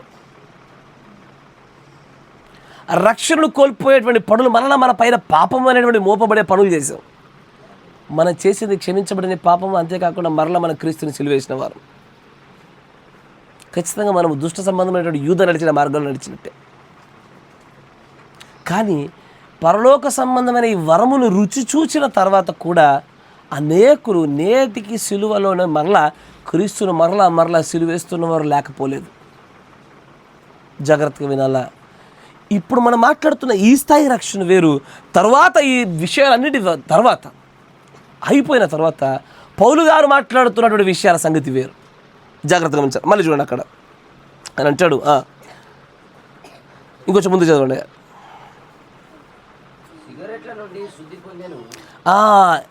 పరలోక సంబంధం వరములు రుచి చూడగానే ఏమైంది? సిగరెట్లు మానేసావు, మందు మానేసావు, ఒకప్పటి అపవిత్రమైన పందులు మానేసావు, లాడ్జీలు మానేసాం, సినిమాలు మానేసాం, తిరగడాలు మానేసాం, చాడీలు చెప్పడం మానేసాం, సహోదరుల మధ్య విభేదాలు పెట్టడం మానేసాం, సనుగుడు గొనుగులన్నీ మానేసాం. కానీ ఎందుకో మళ్ళీ వచ్చాయి, ఇప్పుడు మళ్ళీ వచ్చేది. నేను చెప్పినటువంటి మాటల్లో ఏ ఒక్క మాట మీకు తగిలింది అనుకోండి, బ్రదర్ సిస్టర్ నీకు మాట చెప్పాను, నువ్వు మరలా క్రీస్తుని సిలువేస్తున్న వాళ్ళు నువ్వే మొదటిగా ఉన్నావు. భక్తిపరం అనుకుంటున్నాం, కానీ ఏదైతే ఆ శుద్ధీకరణలో, ఏదైతే పరలోకపు యొక్క వరమును రుచి చూచడంలో పొందుకొని కోల్పోయినామో, జయించినామో, వాటిని మరలా పొందుట వలన ఒకప్పుడు బూతులు మాట్లాడేది మానేసాం, కానీ మరలా వచ్చాయి. ఇప్పుడు ఒకప్పుడు కొట్టడం మానేసాము, మరలా వచ్చాయి. ఒకప్పుడు భర్తలకు లోబడతామన్నాము, మరలా వచ్చాయి. సొంత ఖర్చుకున్న భర్త రేపటి దినాన్ని ఏదైనా ప్రమాదం అయితే పక్క నుండి చూసుకోవాల్సిన భర్తల్ని 10 మంది జనుల ఎదుట అడ్డమైన బూతులు తెచ్చేటువంటి ఒక దరిద్రమైన ఒక దూరం వచ్చి మన మధ్యలో పడినాయి. అయ్యా, ఈ దారిద్ర్యం కుటుంబంలోనే చివరికి అడిదిరిగిడిదిరి కాపర్ మీద కూడా పడింది. ఈ సనుగుడు గొనుగులు కాపర్ల పైన కూడా పడకుండా ఏం తప్పిపోలేదు. అంతేనా? Praise the Lord. ఒకవేళ ఒక కాపరి నీకు అయ్యా ఇది చేయొద్దు, అమ్మ ఇది చేయొద్దు, బ్రదర్ అది చేయొద్దు, అమ్మ ఇది చేయొద్దు అని చెప్పినట్లయితే అది మొదటగా ఆ కాపరి చెప్పాడా, తన సొంత వాక్యమా లేదా వర్తమానమా అని మనం చూసుకోవాలా. అంతేనా? కానీ వర్తమానములోనే దేవుడే తన ప్రవక్త ద్వారా బీడీలు చేయడం తప్పురా నాన్న అంటా ఉంటే ఈ పాస్టర్ చెడ్డీలు కూడా వేసుకోవద్దు అంటాడేమో అనేటువంటి దుర్భాషలాడిన వాళ్ళు లేకపోలేదు ఈ రోజున. ఇవన్నీ తెలిసే ప్రేమిస్తున్నాను నేను మిమ్మల్ని. ఇవన్నీ తెలిసే మిమ్మల్ని క్షమించుకొని దగ్గర పెట్టుకుంటున్నాను నేను మిమ్మల్ని.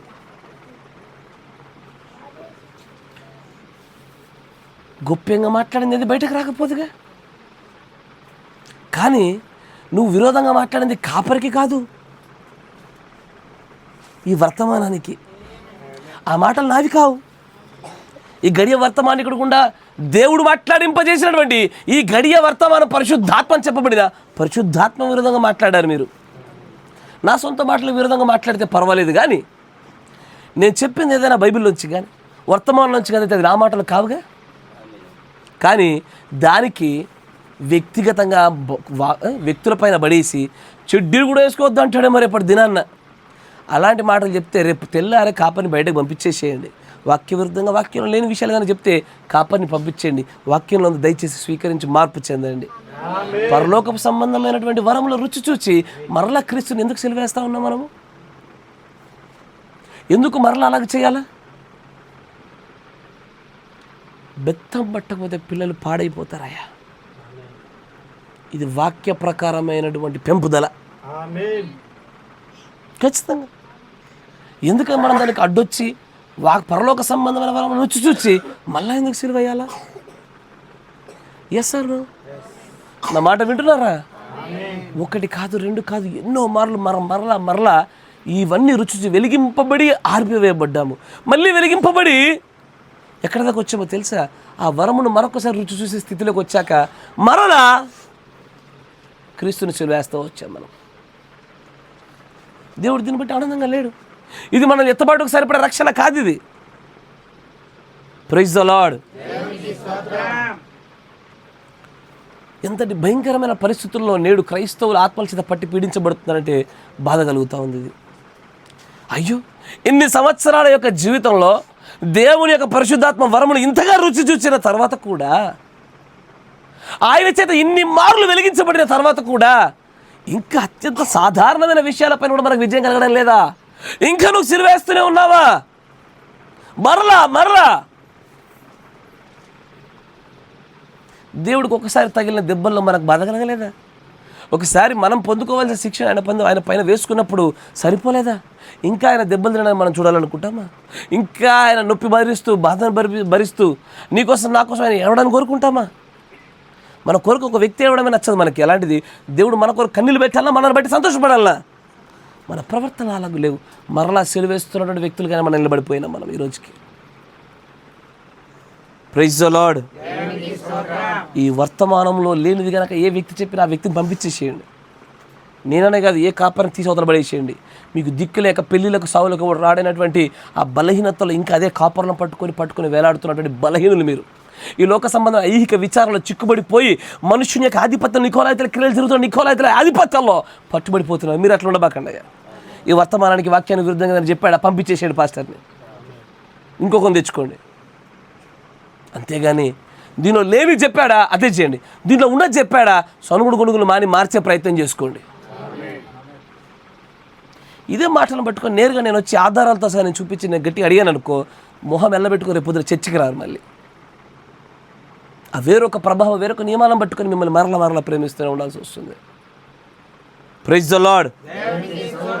జాగ్రత్తగా మంచి ఇంకొంచెం ముందుగా చదవండి.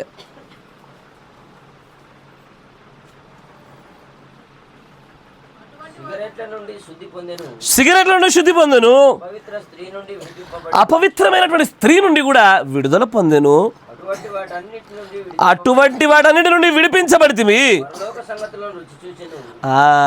ఇవన్నీ విడిపించబడినప్పుడే కదా మన పరలోక సంబంధమైన వరాల రుచి చూసేది. అంటే మనందరూ రుచి చూసిన వాళ్ళమేనా? అంటే చెడ్డ అలవాట్లు వాక్యవర్ధమైనటువంటి ఆ పోకడ మన నుంచి తీసేసుకున్నాంగా, రుచి చూసాం కదా. నేను ఇప్పటికీ మిమ్మల్ని అడిగే ప్రశ్న ఒకటే, మీరు ఇంకా అదే రుచిని కొనసాగిస్తున్నారా లేదా మరలా సిలువేస్తున్నారా? వదిలినది ఏదైనా మీలోనికి మరలా వచ్చినట్లయితే మనం ఆ రుచిని చూచుట ఆపి సిలువేసిన వారిలో మొట్టమొదటి వ్యక్తులు నిలబడినాం మనం. ప్రభు సంతోషంగా లేడయ్యా. ఎవరైతే నీ కోసము తానే కుమారుడికి దిగొచ్చి అనేకమైన కొరడ దెబ్బలు తిని తన ప్రాణాన్ని సైతం అర్పించి ఏం అవసరం చిటికేస్తే కొత్త లోకము, కొత్త ప్రపంచం, కొత్త మానవులు కలిగేటువంటి సర్వశక్తిమంతుడు నీ కోసం నా కోసము మరి ధీనుడైపోయి అందరి చేత ఉమ్మివేయబడి డొక్కలో పిలిపించుకొని తన్నిపించుకొని చేసినటువంటి ఆ క్రీస్తు ప్రేమను మరలా ఎందుకయ్యా సిలువేయాలనిపిస్తూ ఉంది మన బతుకులకి? ఏమి లోటు చేశాడు ఆయన మనకి? తిండి లోటు చేశాడా? సమస్యలు వదిలేశాడా? అయినా సరే మరలా సిలువేస్తున్నా. చూసారా? కఠినాత్మలమయ్యా మనం, కఠినాత్మలం. పాప హృదయంతో నింపబడినటువంటి కఠినాత్మలం మనం. మళ్ళా ఒకసారి వెలిగించబడ్డాము, మరలా ఏది? వ్యక్తిగతమైన బలహీనతలు, వ్యక్తిగతమైన డబ్బు మీద ఆశలు, ఉద్యోగాలు, వ్యాపారాలపైన మోహాల చేత మరలా ఆ పరలోక సంబంధమైనటువంటి పిలుపులో రుచి చూస్తూ అది నీతీకరణ, శుద్ధీకరణ, సైంటిఫికేషన్ కార్యక్రమాన్ని పూర్తి చేయవలసిన చోట నేటికి మరలా సిలువేయబడటంలోనే మనము సిలువేయటంలోనే బిజీ అయిపోయినా మనమంతా. Praise the Lord. ఇంకొంచెం ముందుకు చదవండి. కాదేశు బర్నబా అని ఎంతమంది చదివారు వర్తమానము? కాదేశు బర్నబా. పోనీ ఏదైనా వర్తమానం చదువుతున్నారా? లేదా ఇదే వ్యాపారాలు, పనులు, పొలాలు, స్థలాలు, బర్రెలు, గొర్రెలు, ఇవేనా మన బతుకులంతా? ఏదైనా ఒక వర్తమానం చదువుతున్నారా లేదా? ఇదే సిలువేసేదంటే.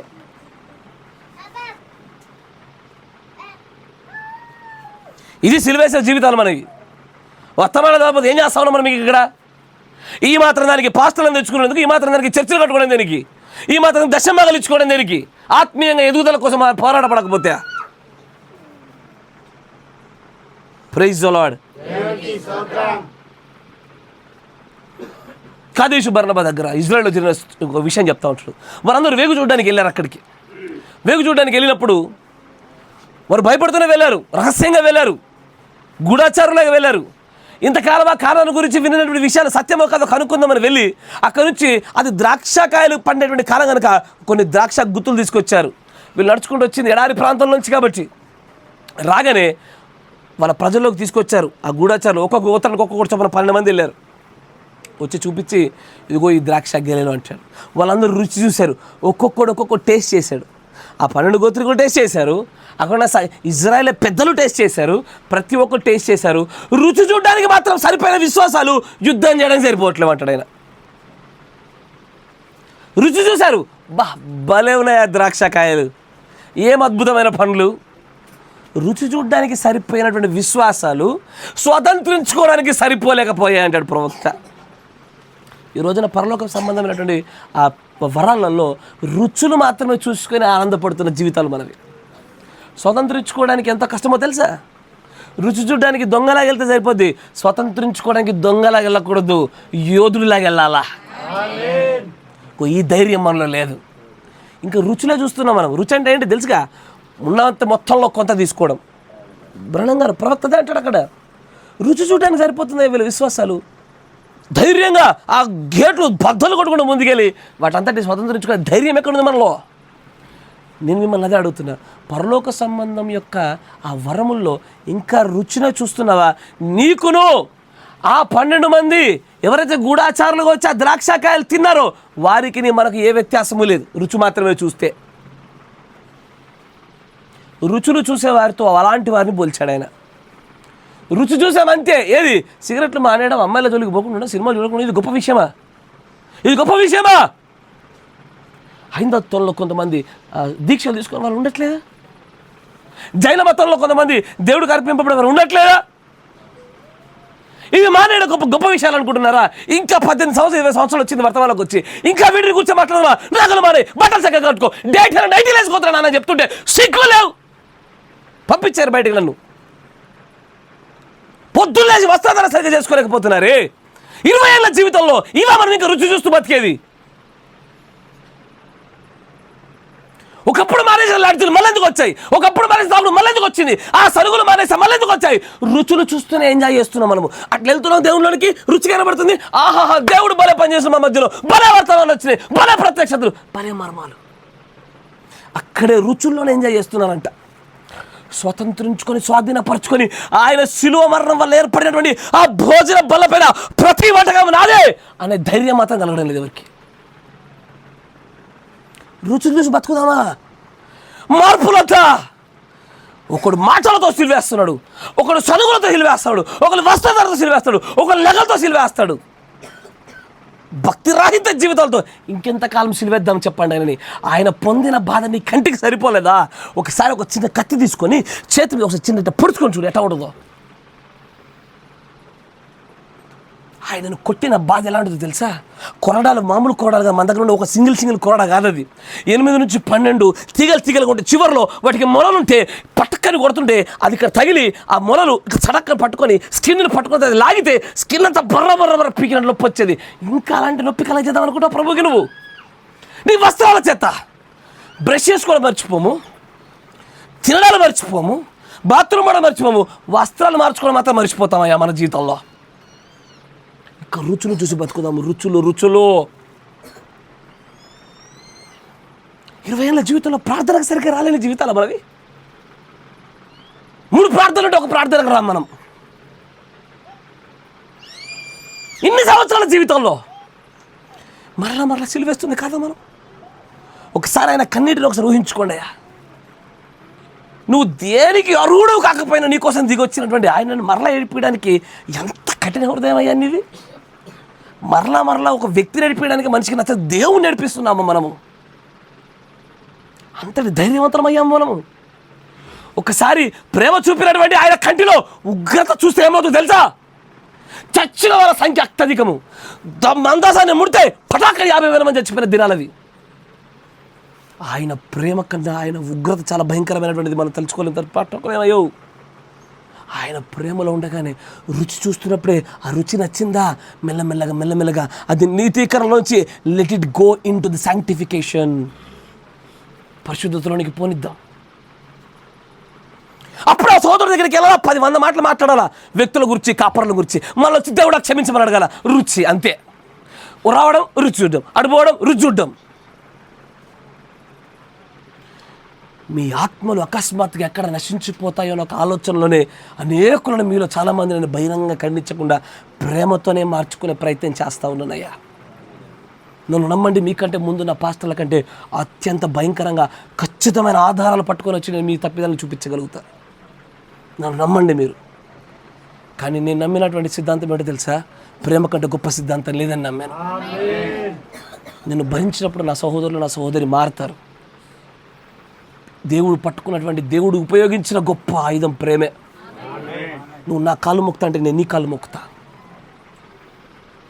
నువ్వు ఎంత తగ్గించుకుంటా నీకంటే అంతకంటే ఎక్కువ తగ్గించుకుంటా.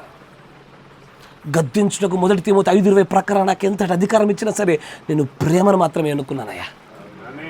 ఎందుకంటే ఒక రోజు నా భూషణ కిరీటాలుగా మిమ్మల్ని అందరినీ చూపించాలా ప్రభు ఎదుట.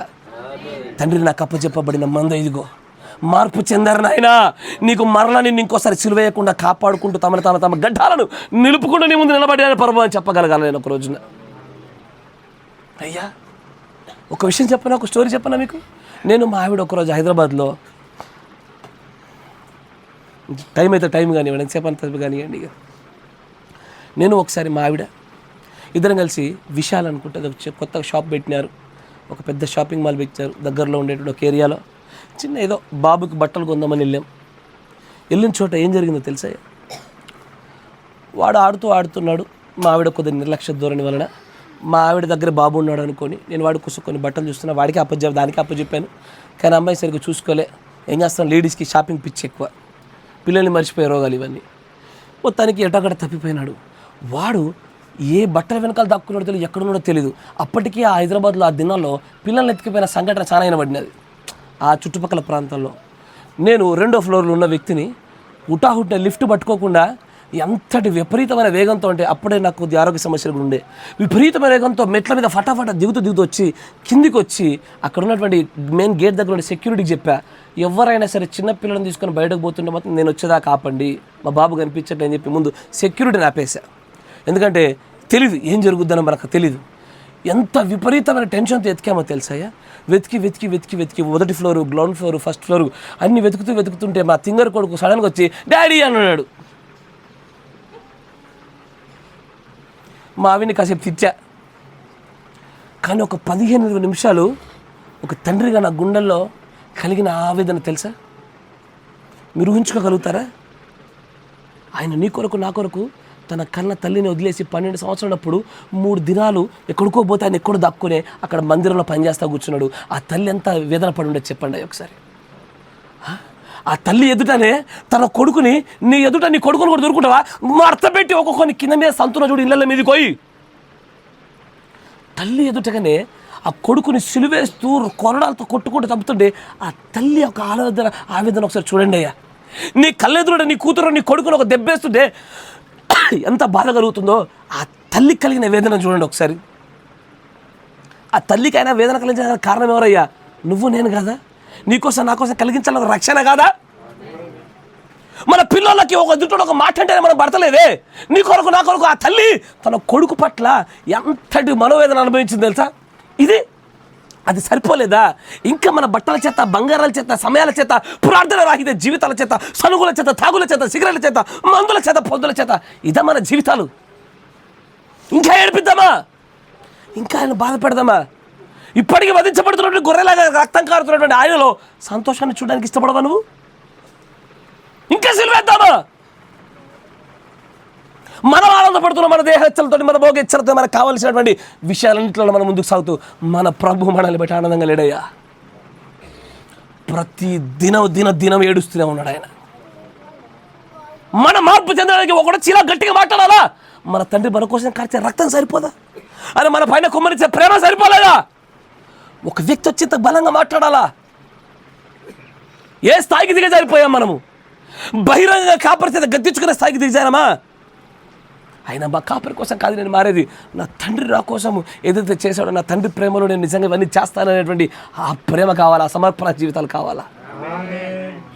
నేటికి దేవుడా మన వ్యాపారాలు అంటే వ్యాపారాలు ఎన్నుకున్నాం మేము. మన కోసం కాస్తే సిలువ రక్తమా? పైసలు అంటే పైసలు ఎన్నుకున్న జీవితాలు మనవి. అనేకులలో ఇప్పటికీ కూడా సిలువ సిలువ సిలువ సిలువ మళ్ళీ సిలువేసేటువంటి జీవితాలే ఉన్నాయి మనలో.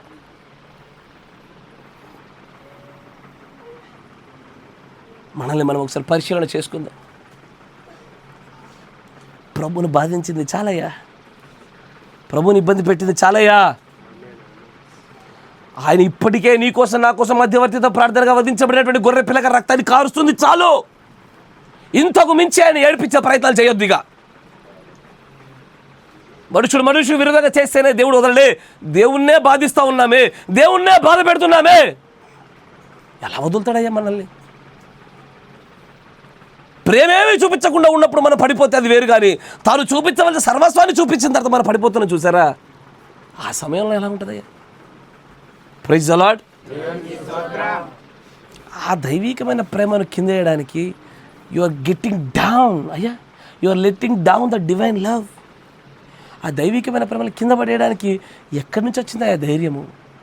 ఏ డబ్బుతో కొంటావా దైవికమైన ప్రేమను? ఆ సిలువ యొక్క రక్తాన్ని ఏ డబ్బుతో కొందాము? ఏది నువ్వు చేస్తున్నటువంటి పొల పనులు, ఆ పాడి పంటల, పశువులు, వ్యాపారాలు, ఉద్యోగాలు, వీటితో కొందామా? ఇంకా మనం బలహీనలుగానే ఉన్నామయ్యా. పరలోక సంబంధమైన పిలుపులో ఇంకా రుచి చూడడం ఆపేసేయండి. ఆ రుచి కాస్త ఏమవ్వాలా? సంపూర్ణంగా స్వాధీనం చేసుకునే వ్యక్తులుగా మార్చబడాలి, కానీ ఇజ్రాయేలుడు చేసినట్లుగా ఇంకా రుచిలోనే మనం బ్రతకడానికి లేదు. అయ్యా మనందరిని ఇంటికి పిలిచినాడు ఈయన. రుచి చూసి పంపిస్తే ఏమనిపిస్తుంది మీకు? అందరి దగ్గరకు ప్లేట్ పట్టుకొచ్చి అయ్యా 2 నెలలతో రుచి చూడు అంది చూసాక బాగుందని చెప్పావు అనుకో, సరే వెళ్ళిపోండి అనడానికి ఏమనిపిస్తుంది? బాగుంటుందా? చేసిన ఆయనకి వచ్చి వెళ్ళిన మీకు ఎట్లా ఉంటుందయ్యా? మన క్రీస్తులు అదే చేస్తూ ఉన్నాం, రెగ్యులర్ రుచి చూస్తున్నాం. ఆయన అంటాడు కాదేశ్ బర్నబా దగ్గర చేసింది అదే. రుచులే మనం చూసేది. స్వాధీనం చేసుకోవాలా, సంపూర్ణంగా స్వాధీనం చేసుకోవాలా. ఆయన అంటాడు ఈ గడియ వర్తమానికి ఏమంటే తెలుసా? సిలువలోనే ఆ భోజన బల్ల ఏర్పడ్డది. ఆ భోజన బల్లపై నీకు రక్షణ అనే పాత్ర కావాలా? తీసుకో. స్వస్థత పాత్ర కావాలా? తీసుకో. వరాలు కావాలా? తీసుకో. ఆశీర్వాదం తీసుకో. కానీ నువ్వేమంటున్నావు? పాత్రను తీసుకోవట్లేవు. ప్రభు ఓన్లీ రుచి చూస్తా, ఏలు పెట్టి అంట. ఏంటది? రుచుల్లో బతికితే ఏమవుతుంది? సంపూర్ణంగా తినరాదు, కడుపు నిండిపోద్ది. ఎందుకు ఆ పనికి మన పనులు చేస్తే ఇంకా రుచుల్లో జీవిస్తాం మనము? రుచి ఎంతసేపు ఉంటుంది నోట్లో? ఒక గట్టి వర్తమానం ఏదైనా అబ్బాబ్బా భలే వర్తమానం అనుకుంటే పోతే ఇంటికి వెళ్ళేసి మళ్ళీ బూడిలో మన గాడిద వల్లే మళ్ళీ ఎప్పట్లాగైపోతే జీవితాలు. రుచి మానేద్దాం మనం. రుచులు చూస్తూ రుచులో ఎదగాల. రుచుల్లో ఎంతవరకు ఎదగాలి తెలుసా? 3వ మెట్టు పరిశుద్ధాత్మల పాలిభాగస్తులు ఎంతవరకు వెళ్ళాలా? 3వ చూద్దామా? గమనించండి, ఏమన్నాడు చదవండి. హెబ్రీ పత్రిక 6వ అధ్యాయం. పరిశుద్ధాత్మలో పాలివారై. రుచి చూసి అక్కడనే ఆగిపోకూడదు, కరెక్టేనా? రుచి చూసిన తర్వాత నీకు తెలుస్తుంది దాని రుచి. రుచి అంటే ఏంటయ్యా? అది ఏంటిది, ఎలా ఉన్నది, ఏమై ఉన్నదో తెలుసుకోవడమే రుచి, అంతేనా? అందుకే ఒక పాట పాడతారు, రుచి చూచి ఎరిగి తిని యెహోవా ఉత్తముడనియు రుచిలోనే జీవించుచుంటిని, పాత్రొద్దు కడుపు నిండా వద్దు. రుచి నుంచి ఎక్కడికి వెళ్ళాలా? పరిశుద్ధాత్మలో పాలివారుగా. పాలవడం అంటే తెలుసా? ఇప్పుడు ఉదాహరణకి మీ ఊర్లో మీరు ఒక 10 మంది కలిసి అందరు కలిసి ఒక గొర్రెని కొన్నారు, ఒక పొట్టెలు కొన్నారు. కొన్న తర్వాత నీ పాలెంత, నా పాలెంత, నీ పాలెంత అంటారా? పాలు అంటే రుచి 2 ముక్కలు కాదు, పాలు అంటే సమానత్వము. పరిశుద్ధాత్మలో అట్లా పాలివారు కావాలా, అంతేనా? Praise the Lord. అయ్యా మరి వెలిగింపబడినప్పుడు కూడా సిలువే, మళ్ళీ సిలువేస్తున్నాము, రుచి చూడడంలో సిలువేస్తున్నాము. మరి పరిశుద్ధాత్మలో పాలివారైనప్పుడు సిలువేస్తామా? మంచిగా వినండి, జాగ్రత్తగా వినండి. పరిశుద్ధాత్మలో పాలివారయ్యే స్థాయికి వచ్చినప్పుడు సిలువేస్తామా? వేస్తాం, వేయచ్చు, అద్భుతంగా వేయచ్చు. ఎందుకంటే కొంతమంది దేవుడు నాకు దర్శించాడు, నాకు పరిశుద్ధాత్మ ఉంది, నేను అందుకే సిలువేయట్లేదు.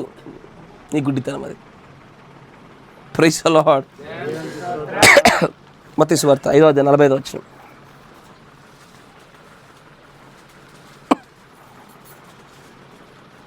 అయ్యి ఆసక్తిగానే ఉన్నారా? అందరూ సీరియస్ అయినారు. Praise the Lord. నవ్వండి, అందరూ సంతోషంగా ఉండండి. కావాలి, ముందుకు సాగండి. ఆయన చెడ్డవారి మీదను మంచివారి మీదను తన సూర్యుని ఉదయింపజేసి నీతిమంతుల మీద అనీతిమంతుల మీదను వర్షము కురిపించుచున్నాడు. దీన్ని ఒక వర్తమానం కూడా చూసే ప్రయత్నం 59-1-19.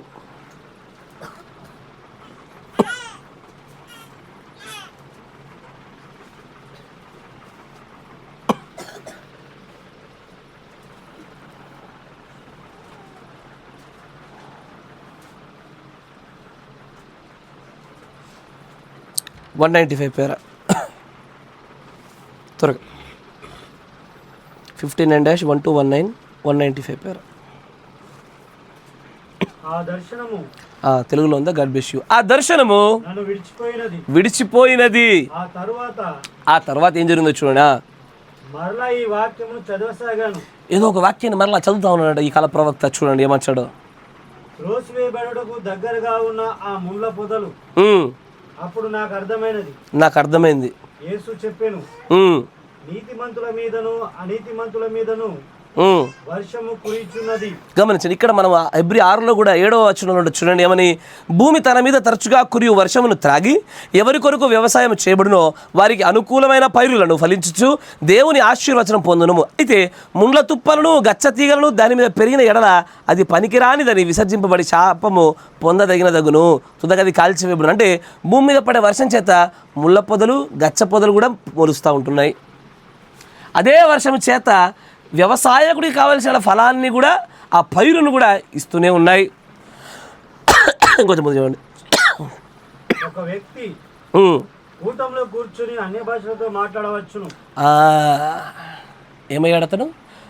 రుచి చూసిన వ్యక్తి, చెడ్డ సహవాసాలు, చెడ్డ ఆలోచనలు, చెడ్డ తలంపులు, చెడ్డ అలవాట్లన్నీ పోగొట్టుకున్న వ్యక్తి ఇప్పుడు వరములలోనికి వెళ్ళి పరిశుద్ధాత్మలో మరింత అధికమైన స్థాయిలోకి వెళ్ళగానే ఇప్పుడు అతను ఏం చేస్తాడు? అతడు కూటమిలోని గొప్పదైనటువంటి శక్తి చేత, పరిశుద్ధాత్మ వరము చేత అతడు భాషలు మాట్లాడవచ్చు, గట్టిగా కేకలు వేయవచ్చును, గట్టిగా కేకలేయొచ్చు. నిజంగా పరిశుద్ధాత్మను పొందిన వారి వలె అన్ని నటించవచ్చును. తర్వాత కానీ దేవుని రాజ్యంలో ప్రవేశించకపోవచ్చును. ఇవన్నీ చేసినా దేవుని రాజ్యంలో ప్రవేశించకపోవచ్చా? తర్వాత కంటిన్యూ. ఇది అక్షరముల నిజమై ఉన్నది. యేసు ఇలాగూ చెప్పలేదా? ఏమని చెప్పాడాయన? ఆ దినమున అనేకులు నా యొద్దకు వచ్చి, ప్రభువా నీ నామమున దయ్యములను వెళ్ళగొట్టలేదా? నీ నామమున నేను ప్రవచింపలేదా? నీ నామములో అద్భుత కార్యములు చేయలేదా? చెయ్యలేదా? అందరూ అప్పుడు యేసు ఇట్లనును, యేసు ఇట్లనును, అక్రమము చేయువారలారా, అక్రమము చేయువారలారా, నా యొద్ద నుండి తొలగిపోవుడి, మిమ్మల్ని ఎన్నడూ నేను ఎరగను. మిమ్మల్ని ఎన్నడూ నేను ఎరగను. అది ఎంత ఘోరము, ఎంత ఘోరము. తర్వాత దాని యొక్క ఖచ్చితముగా అర్థము ఇచ్చటున్నది. చూసారా, పరలోకం నుండి వచ్చిన మంచి వర్షమును వారు రుచి చూచి ఉన్నారు, కానీ వారి ప్రారంభమే తప్పు. ఇక్కడ తెలుగులో ఇంగ్లీష్లో మాట తప్పొద్ది. Even if they receive a genuine holy ghost అంటాడు అక్కడ. ఇంగ్లీష్లో ఉందా? ఇంగ్లీష్లో జెన్యూన్ అంటే ఒక నిజమైనటువంటి పరిశుద్ధమైనటువంటి పరిశుద్ధాత్మ శక్తిని పొందుకున్నా కూడా వారు మరలా సిలువేస్తారు. Yes sir no? నిజమైన పరిశుద్ధాత్మను పొందుకున్న సిలువేయచ్చా? ఎప్పుడు? ఆ పరిశుద్ధాత్మ నీ దేహంలో ఆత్మలో ఉంటే. కరెక్టేనా? ప్రాణంలోకి వస్తే డిఫరెంట్ స్టోరీ అది. కానీ ఇంకా దేహంలోనే ఉందనుకో, ఇంకా ఆత్మలోనే ఉందనుకో, ఇప్పటికీ మన క్రీస్తుని సిలువేస్తున్న వారిగానే ఉంటాం మనం. ఆమేన్. Praise the Lord. చివరిగా మరొకటి చూద్దాం. నాలుగో మెట్టు చూద్దాం. వీటన్నిటి మనం చాలా డీటెయిల్గా పోతున్న కొద్ది ఇంకెక్కువ అవుతూ ఉంటాయి. మనం ముగించే ప్రయత్నం చేద్దాం. చివరిది ఏంటిదయ్యా? దేవుని దివ్య వాక్యమును రాబోవు యుగ సంబంధమైన శక్తుల ప్రభావమును అనుభవించిన తరువాత తప్పిపోతే, ఎప్పుడు? రాబోయేటువంటి ఒక యుగం ఉంది, అక్కడి నుంచి ఒక శక్తి వస్తుంది. ఆ శక్తిని ఇప్పుడే అనుభవించి ఇప్పుడే తప్పిపోయారనుకో, ఇక వాడిని గుణపరచడం అసాధ్యమే. ఇక వాడిని మార్చడం అసాధ్యం, జరగదిగా. అది క్షమించబడిన పాపం రాడరు. ఇక నా మాట వింటున్నారా? Praise the Lord. నేను ఇప్పటిదాకా మనం మాట్లాడుకున్నటువంటి వెలిగించబడినప్పటి నుంచి, మరియు నా మాట వినాలా, వెలిగింపబడినప్పటి నుంచి రాబో వేరే యొక్క యుగం యొక్క శక్తిని పొందుకునే వరకు మధ్యలో జరుగుతున్న కార్యాల గురించి పౌలు గారు చూడండి మాట్లాడదు. ఎఫెసీ రాసిన పత్రిక చూడండి, ఎఫెసీ 1వ అధ్యాయం 17వ వచనం. ముగించేద్దాం తొందరగా. నేను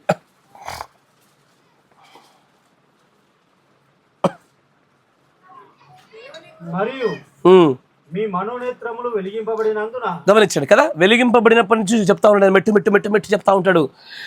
మరియు మీ మనోనేత్రములు వెలిగింపబడినందున, ఆయన మిమ్మల్ని పిలిచిన పిలుపు వలనైనా నిరీక్షణ ఎట్టిదో పరిశుద్ధులలో ఆయన స్వాస్థ్యం యొక్క మహిమైశ్వర్యం ఎట్టిదో ఆయన క్రీస్తునందు వినియోగపరిచిన బలాతిశయమును బట్టి విశ్వసించు మన యందు ఆయన చూపుచున్న తన శక్తి యొక్క అపరిమితమైన మహత్యం ఎట్టిదో మీరు తెలుసుకోవాలని మన ప్రభు అయిన యేసుక్రీస్తు యొక్క దేవుడైన మహిమ స్వరూపియగు తండ్రి తను తెలుసుకున్నటయందు మీకు జ్ఞానమును ప్రత్యక్షతను గల మనస్సు అనుగ్రహించినట్లు నేను నా ప్రార్థనలందు మిమ్మల్ని గురించి విజ్ఞాపన చేయుచున్నాను. ఆయన ఆ బలాతిశయం చేత క్రీస్తును మృతుల నుండి లేపి సమస్తమైన ఆధిపత్యము కంటెను అధికారము కంటెను శక్తి కంటెను ప్రభుత్వము కంటెను ఈ యుగమునందు మాత్రమే గాక, గమనించండి, ఈ యుగమందు మాత్రమే కాక రాబోయే యుగములందు కూడా పేరు పొందిన ప్రతి నామము కంటెను, అన్ని నామముల కంటే ఎంతో హెచ్చుగా పరలోకమునందు ఆయనను తన కుడి పార్శ్వమున కూర్చుండబెట్టుకొని ఉన్నాడు. రాబోయే యుగాల్లో సైతం కూడా ఉండే మహిమను భూమి మీదకి దించడానికే యేసుప్రభు వారి యొక్క శిలువ మరణం అనేది జరిగింది. నా మాట వినాల, శిలువ మరణం తర్వాతే రాబోయే యుగంలో ఉండే శక్తి ఇప్పుడు ట్రాన్స్ఫర్ అవుతా ఉంది. ఇది అవ్వాలంటే ఆయన శిలువ మరణం చెందాల. నేను శిలువ మరణం అయ్యే వరకు కూడా మీరు లూకా సువార్త నేను చెప్తాను. లూకా సువార్త 24వ అధ్యాయం 49వ వచనం.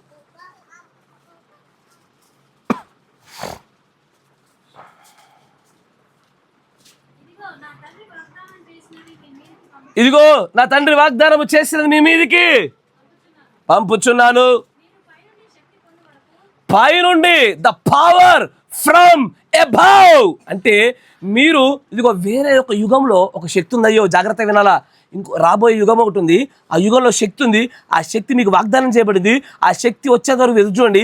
ఆ శక్తి రావాలంటే నేను అక్కడ కూర్చోవాలా, నేను అక్కడ కూర్చోవాలంటే శిలువలో మరణం చెందాలా. కాబట్టి అది వచ్చేదాకా మీరు ఎదురు చూడండి.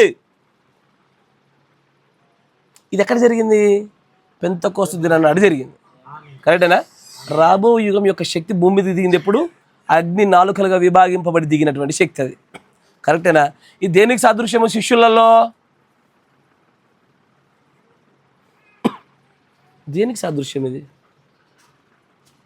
అయ్యో, శిష్యులలో పెంతెకోస్తు దినం నాడు జరిగింది దేనికి సాదృశ్యము?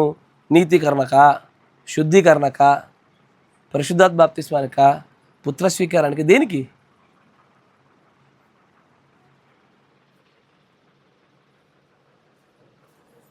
పెంతెకోస్తు దినంలో జరిగింది ఏందయ్యా? అంత్య దినముల్లో నా ఆత్మను కుమ్మరిస్తాను. ఆత్మ కుమ్మరింపది కరెక్టేనా? ఆత్మ కుమ్మరింపు జరుగుతున్న స్థలమే అది, కరెక్టేనా కదా? అంటే పరిశుద్ధాత్మక Mudra, it's a final seal జరుగుతున్న చోట అది, కరెక్టేనా? ఇదిగో ఈ సీల్ జరిగే చోట కూడా కొంతమంది ఇప్పటికీ కూడా సీల్ జరిగే సమయానికి ముందు కూడా సిలువలో మరలా క్రీస్తుని మరలా సిలువ వేసే కార్యక్రమాలు చేస్తున్నారు. మాట జాగ్రత్త వినాలా అయ్యా. ఇది ఒక రోజులో ముగించగలిగే వర్తమానం కాదు, కానీ ఈ 4 మెట్లలో ఒకటి వెలిగింపబడిన చోట సిలువేస్తూ ఉన్నారు, మరియు పరలోక సంబంధమైన వరముల రుచి చూచుటలో సిలువేస్తూ ఉన్నారు, పరిశుద్ధాత్మలో పాలివారవుతూ సిలువేస్తున్నారు. పరిశుద్ధాత్మలో పాలివారు అంటే తెలుసా? బ్రహ్నం గారు ఇట్లాగే ఒక పెద్దకు చర్చికి వెళ్ళినాడు.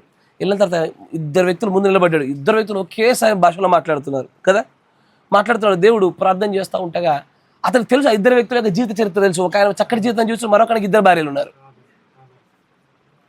కదా. పరిశుద్ధాత్మ 2 పాలివారే, 2 పరిశుద్ధాత్మను పొందుకునేలే.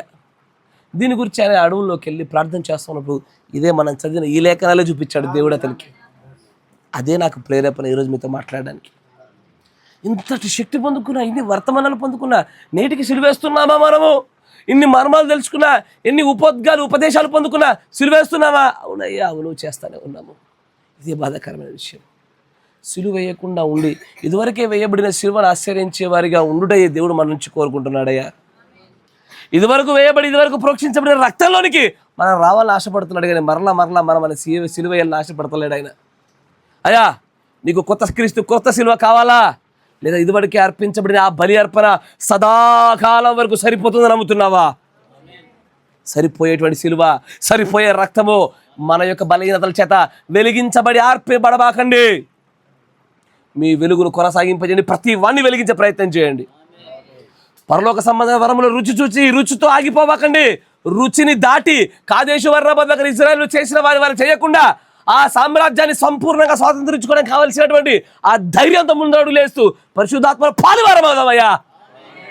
చివరికి ఇది దివ్యవాక్యమును, ఈ దివ్యవాక్యమును, ఈ విమోచన గ్రంథమును, ఈ వర్తమానమును, ఇంగ్లీష్ ఏమంటే తెలుసా? They have tasted the good work of God. దేవుడు యొక్క మంచి కార్యాలు రుచి చూస్తూ, అంతేకాకుండా రాబోయే యుగం యొక్క శక్తిని మనం ఇప్పుడే పొందుకుందామా? రాబోయే యుగం యొక్క శక్తిని ఇప్పుడు పొందుకున్న వాళ్ళు ఎవరెవరో తెలుసా? బైబిల్లో పౌలు గారు పొందుకున్నారు. 3వ ఆకాశాన్ని కొనిపబడి ఆ యుగాన్ని ముందే చూశాడు ఆయన. ఈ గడియ వర్తమాని కూడా పొందుకున్నాడు. అక్కడికి ముందుగానే ఆ లోకంలోనికి కొనిపోబడి ఆయన ఏం చేశాడు? తన యొక్క కుటుంబాన్ని చూశాడు. అక్కడ అనేక మంది యవ్వన స్త్రీలుగా వధువులు చూశాడు ఆయన. ఆ యుగం యొక్క శక్తిని పొందుకున్నాడు ఆయన. ఆ స్థాయికి చేరదామా? ఆ స్థాయికి ముందుకు పోదామా? మన తప్పిదాలు ఒప్పుకోండి. మరొక్కసారి క్రీస్తు దగ్గర, ప్రభువా ఇంకొకసారి అవకాశం ఈ ప్రభువా, నేను నిలబడతాను తండ్రి. నేను ఈసారి నిన్ను మరలా సిలువ వేయకుండా నువ్వు వేసిన ఒకే ఒక్క బలి అర్పణ నా జీవితానికి చాలు అన్నట్టుగా జీవిస్తాను ప్రభువా. అందరం ముందుకు సాగుదామా? మోకరించండి, ప్రార్థన చేసుకుందాం.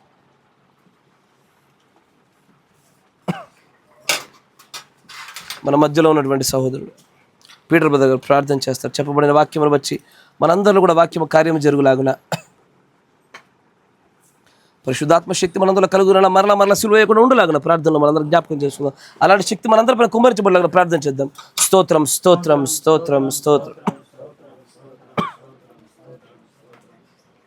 పరిశుద్ధుడా, మహోన్నతుడా, మహాగణుడా, మిక్కిలి కృపా కనికరముగా మీకు ప్రేమను బట్టి, కృపను బట్టి పరిశుద్ధుడా దేవానాయన నన్ను ప్రేమను బట్టి తండ్రి, తండ్రి మీకు పరిశుద్ధుల గుంపులో యేసయ్యా ఇదిగో తండ్రి, ఇదిగో నాయన మీకు తండ్రి కుమారుని యొక్క గృహంలో గృహ కూడికగా ప్రభావం ఏర్పాటు చేసి మమ్మల్ని ప్రభా ఇక్కడ ఉంచిన విధానం బట్టి మీకు స్తోత్రం చేస్తున్నాను తండ్రి. మీలో ప్రభా ఆనందించుటకు పరిశుద్ధుడా దేవా మీకు వాక్యములో ప్రభా తండ్రి నేను మేము సంతోషించుటకు తండ్రి మీకు సహవాసములు ఆనందించుటకు దేవా నాయన మీకే స్తోత్ర వందనాలు మేము జ్ఞాపకం చేసుకున్నటకు యేసయ్య మీకే స్తోత్ర వందనాలు మరొక అవకాశం మాకు ఇచ్చిన దేవుడు వింటున్నారు. ప్రభా యొక్క గృహంను జ్ఞాపకం చేసుకునండి, ఇందులో ఉన్నవారిని జ్ఞాపకం చేసుకునండి. ఎందు నిమిత్తము ప్రభా యొక్క గృహ కూడిక ఏర్పాటు చేసి ఉన్నారు, సమస్తంలో ఎరిగినటువంటి దేవుడు వింటున్నారు. నాయన వీరికి చేసినటువంటి మేలును బట్టి ఒక స్వస్థతను బట్టి నాయన మీకు కృతజ్ఞతాస్తుతులు చెల్లిస్తూ ఉంటున్నాము. పరిశుద్ధ యేసుక్రీస్తు రాజా మీకు దాసుని నిలబెట్టుకొని మీరు తండ్రి మాతో మీరు మాట్లాడిన దేవుడు వింటున్నారు.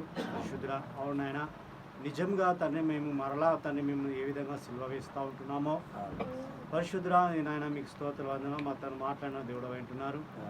మా యొక్క తండ్రి క్రియలను బట్టి మా యొక్క తండ్రి నాయన మా జీవితంలో ప్రభా మేము చేస్తున్నటువంటి ప్రతి కార్యమును బట్టి నాయన మేము ఏ విధంగా ప్రభా నాయన ఒకసారి వెలిగింపబడి కూడా యేసయ్య ఏ విధంగా సిలువ వేస్తూ ఉంటున్నామో నాయన యేసయ్య మీకు స్తోత్రం మీకు వెలుగులో వెలిగించబడి యేసయ్య అవును ప్రభా యేసయ్య మీ స్తుతులు స్తోత్రాల యొక్క వెలుగును మేము తండ్రి నాయన ప్రభా పరిశుద్ధుడా ప్రసరింపజేయకుండా ఓ యేసయ్య ఏ విధంగా మేము సిలువ వేస్తూ ఉంటున్నామో మేము మాట్లాడిన దేవుడు వింటున్నారు. పరిశుద్ధుడా జీవంగల ప్రభా అవునా ఒకసారి వెలిగింపబడిన తర్వాత ఆ దీపం అన్నది ప్రభా కొంచెం కింద పెట్టకూడదు నాయన. ఓ ప్రభా దీప స్తంభం మీదనే ప్రభా నాయన ఉంచి ప్రభా తండ్రి పెడతారా సొల్యూషన్ దేవుడవు మాలో వెలుగున్నట్లయితే ప్రభా ఆ వెలుగును మేము ప్రభా ప్రసరింపజేయడానికి మాకు సహాయం చేయండి. అనేకులను ప్రభా తండ్రి నా యొక్క మీ యొక్క వెలుగులోనికి ప్రభా మేము నడిపించే వారుగా ఉండడానికి సహాయం చేయండి. తండ్రి ప్రేమల దేవా కృపగల మా యేసయ్య మీకు స్తోత్ర వందనాలు. ఆ వెలుగును ప్రభా మేము ప్రభా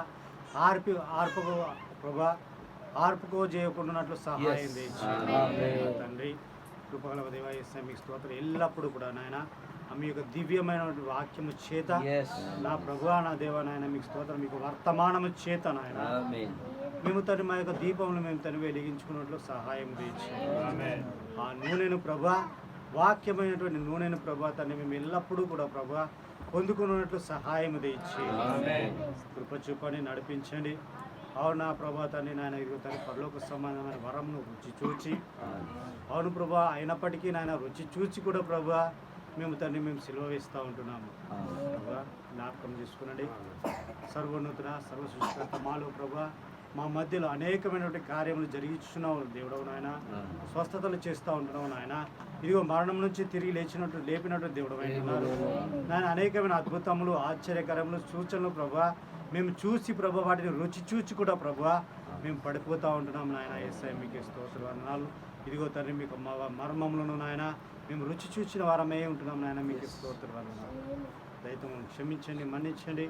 ఓ ప్రభా తండ్రి ఆ కాదేశ బర్ణీలో ప్రభా తండ్రి నాయన ఓ నాయన ప్రభా తండ్రి వారు వెళ్ళినప్పుడు వేగుల వారు వెళ్ళినప్పుడు ఓ యేసయ్య తండ్రి నాయన ఒక ఫలములను ప్రభా వారి రుచి చూచి తెలుసుకుని ప్రభా తండ్రి అవునా రుచి చూసిన మట్టుకే ప్రభా వారి విశ్వాసం ఉన్నదని మీరు మాట్లాడిన దేవుడు వెంటున్నారు. ఆ విధంగా ప్రభా మేము ఉండకుండా నాయన మీకు తండ్రి మర్మములను మీకు తండ్రి కార్యములను పరిశుద్ధుడా మీ యొక్క ప్రసన్నతను ప్రభా మేము మా మధ్యలో చూచి ప్రభా ఆ రుచి దగ్గరే ప్రభా తనే మేము ఆగిపోకున్నట్లు సర్వోన్నతుడా సర్వసృష్టికర్త ఆ ఎత్తబాటుకు కావలసినటువంటి విశ్వాసమును ప్రభా మాకు దయచేయని నాయన తండ్రి. మరి ఏ విధంగానైతే నేను వాగ్దాన దేశంకు ప్రభా వెళ్ళుటకు ప్రభా తనే నాయన ప్రభా పరిశుద్ధుడా నాయన ఇక్కడ యెహోషువ కాలేబులకు నాయన ఏ విధమైనటువంటి విశ్వాసం కలుగజేసినట్టు దేవుడు అంటున్నారు ప్రభా. ఆ యొక్క యుద్ధములకు ప్రభా తండ్రి యేసయ్య తండ్రి నాయన ప్రభా వారి తండ్రి నాయన తండ్రి వారికి కలిగినటువంటి విశ్వాసంలో ప్రభా అటువంటి విశ్వాసం మాకు మనకు దయచేయండి. ఓ యుద్ధంలోను ప్రభా తండ్రి ఎటువంటి శ్రమలు వచ్చినప్పటికీ ఇదిగో ఉపద్రవం వచ్చినప్పటికీ వస్త్రహీనత వచ్చినప్పటికీ నాయన తండ్రి ప్రభా నాయన ఇదిగో తండ్రి యేసుక్రీస్తు రాజా మేము ఇస్తున్నటువంటి విశ్వాసంతో మేము ముందుకు వెళ్ళటకు సహాయం నిజంగా ప్రభా పరిశుద్ధాత్మలో పాలివారమై ఉండి ప్రభా నాయన ఇంకను ప్రభా సిలువ వేయకున్నట్లు సహాయం క్షమించండి, మన్నించండి. ఇంకో వర్తమానం తండ్రి పరిశుద్ధాత్మకు వ్యతిరేకంగా ప్రభా మేము మాట్లాడుకున్నట్లు సహాయం అవును ప్రభా తండ్రి. ఈ యొక్క గడి యొక్క వర్తమానమే ప్రభా ఇదిగో పరిశుద్ధాత్మ ఉంటుండగా నాయన ఓ యేసయ్య మీకు స్తోత్ర వందనాలు.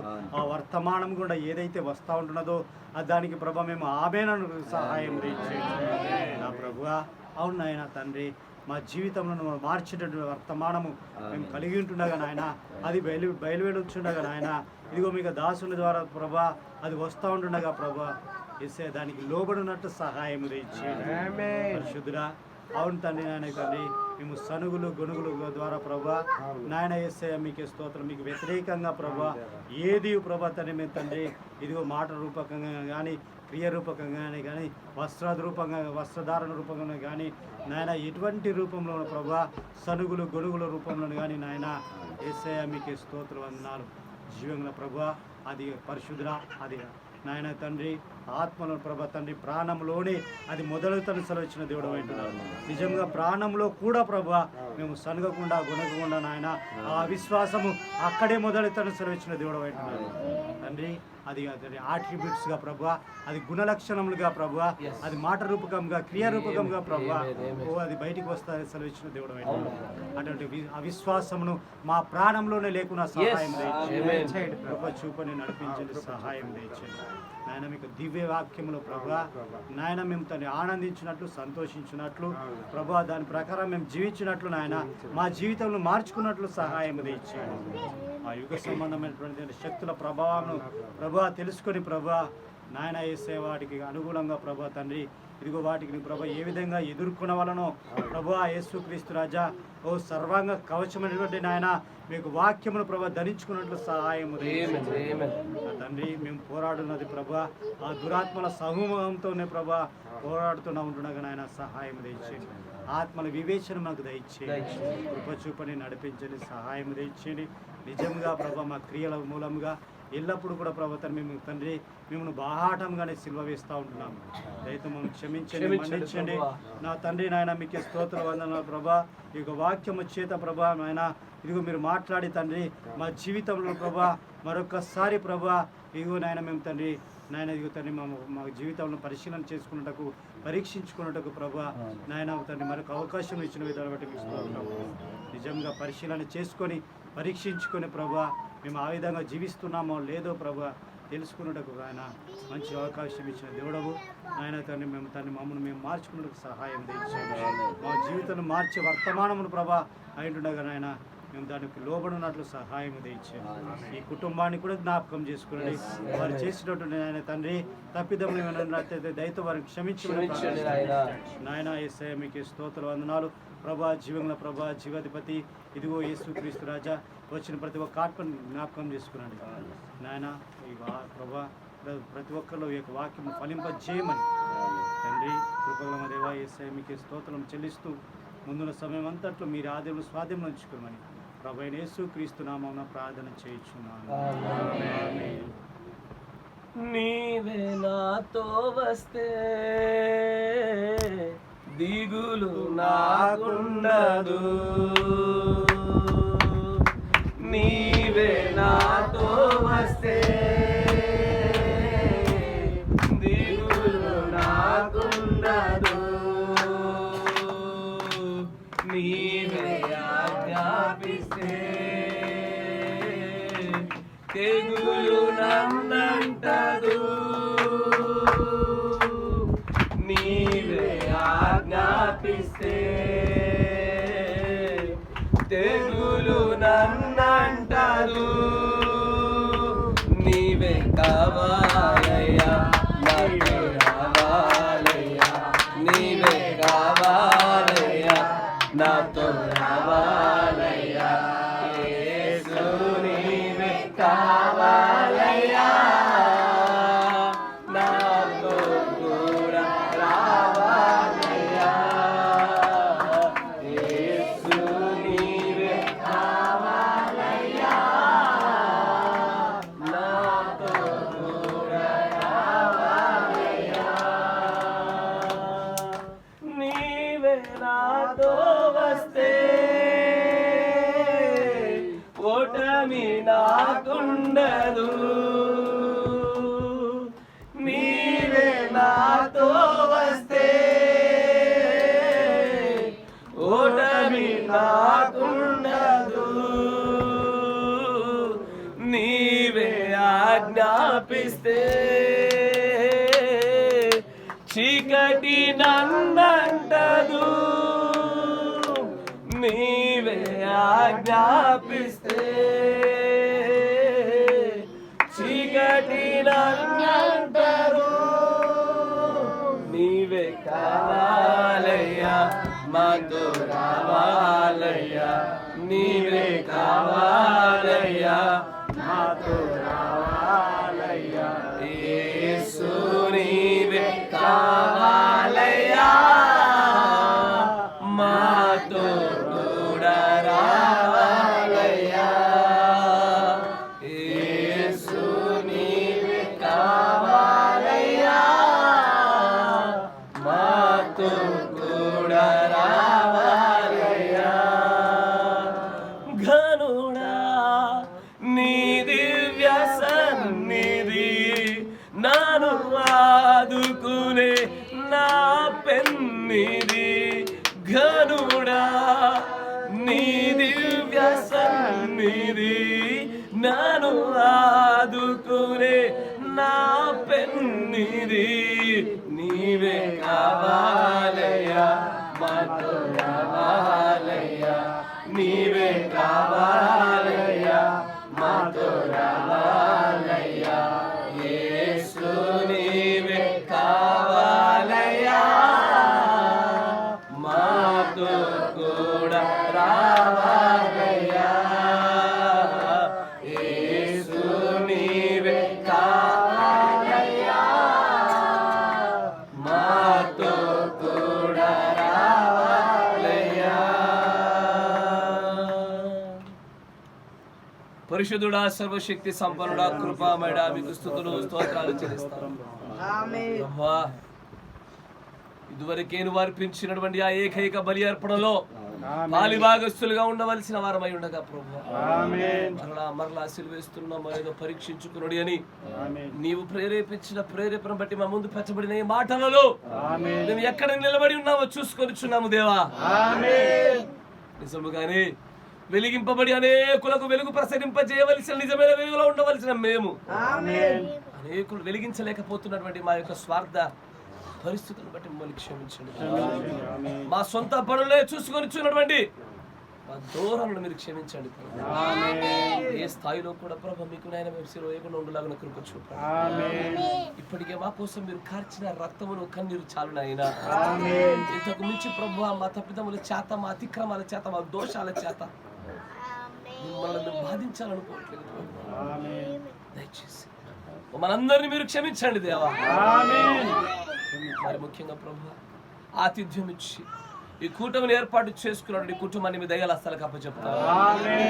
ఏ దురాత్మలైతే ఏవైతే ఇక్కడ అనుమతి పొంది ఉన్నావో ఆ అనుమతి పొందినటువంటి ప్రతి దురాత్మను కూడా ప్రభు అయిన యేసు క్రీస్తు నామములో గద్దిస్తున్నాము. ప్రభు అయిన యేసు క్రీస్తు నామములో ప్రతి దురాత్మను కూడా ఇక్కడ నుంచి వదిలి వెళ్ళిపోమని ఆజ్ఞాపిస్తా ఉన్నాము. ఈ కుటుంబంలో ఏదైతే అనారోగ్యం వెంబడి అనారోగ్యం వస్తా ఉన్నదో, తెగులు వెంబడి తెగులు, సమస్య వెంబడి సమస్య, ఇరుకు వెంబడి ఇరుకు రావడానికి గల కారణమైన సమస్తాన్ని కూడా సరిచేయమని ప్రార్థిస్తా ఉన్నాం. ఏకీభవించబడిన ఈ నీతిమంతుల ప్రార్థన వలన పరిశుద్ధుల అడుగులు తొక్కినటువంటి ఈ స్థలములు సమస్తములు పరిశుద్ధమై ఉన్నవి. మాకంటే ముందుగా నువ్వు పంపిన నీ దూతలను నాయనా మేము ప్రార్థించగా దిగి వచ్చిన నీ మహిమను, నీ యొక్క ఉపస్థితిని బట్టి ఈ స్థలము పరిశుద్ధపరచబడినది నా తండ్రి. నీ మేలును బట్టి పరిశుద్ధపరచబడినటువంటి ఈ స్థలంలో ఇకపైన ఏ తప్పిదము దొరలకుండా ఉండలాగిన, మరి ఇక ఎన్నటికి నీ సేవ వేయబడకుండా ఉండలాగిన సహాయం దయచు. కూడి వచ్చిన పిల్లలను కూడా మీరు జ్ఞాపకం చేసుకోండి. ఎందు నిమిత్తను పిలిచావో, ఎందు నిమిత్తం ప్రభువా ఈ జీవపు వాక్యమును ప్రభువా నాయన లోపల ప్రేమించుట కంటే బహిరంగ గద్దించుట మేలంటున్నావు తండ్రి. ఇది ప్రేమ అని గుర్తెరిగిన వారిని ఆశీర్వదించు. ఇంకను ప్రభువా ఇది ప్రేమ కాదు గద్దింపు అనుకుంటున్న వారికి అయినా నువ్వు ప్రత్యక్షత దయచేయము ప్రభువా. ఆయన ఈ మాటలు నీ ప్రియమైన పిల్లలను నిన్ను అతి సమీపంగా ఒకరితో ఒకరు పెరవేసుకునేలాగా చేయుట ఈ మాటలు అయి ఉండగా ప్రతి ఒక్కరు చక్కగా గ్రహించలాగిన సహాయం దయచు. మీరు కృప చూపండి, మీరు బలపరచండి, స్థిరపరచండి. నీకు నువ్వు వీరికి మధ్యలో ధనమైనను లైన వస్త్రములైనను, బంగారములైనను, గృహములైనను, ఉద్యోగములైనను, వ్యాపారములైనను, పిల్లలైనను, మనుషులైనను, పరిస్థితులైనను, ఏ ఉపద్రవమైనను ఖడ్గమైనను రాకుండా ఉండేలాగా వీరిని గట్టిగా పట్టుకో తండ్రి. కృప చూపండి, బలపరచండి. ఈ మాటలు వింటున్న ప్రతి ఒక్కరి జీవితంలో కూడా ప్రభువైనా ఖచ్చితమైన మార్పులు కలిగించమని, రక్షణ లేని రక్షణను గురించమని, నేను పాప జీవితాలను జీవిస్తున్న వారికి పరిశుద్ధత దయచేయమని, బలహీనమైన విశ్వాసాలు ఉన్న వారికి బలమైన విశ్వాసాలు దయచేయమని, భక్తులు ఎదగాలని ఆశపడుతున్న ప్రతి ఒక్కరికి నాయనా భక్తి జీవితాలు దయచేసి నీ పరిశుద్ధాత్మ శక్తిలో వీరందరినీ ప్రభా నాయన సంతృప్తి పరచమని ప్రభువైన యేసు క్రీస్తు నామములో ప్రార్థన చేయుచున్నాము. Thank you Jesus, thank you Jesus, thank you Jesus, thank you Jesus.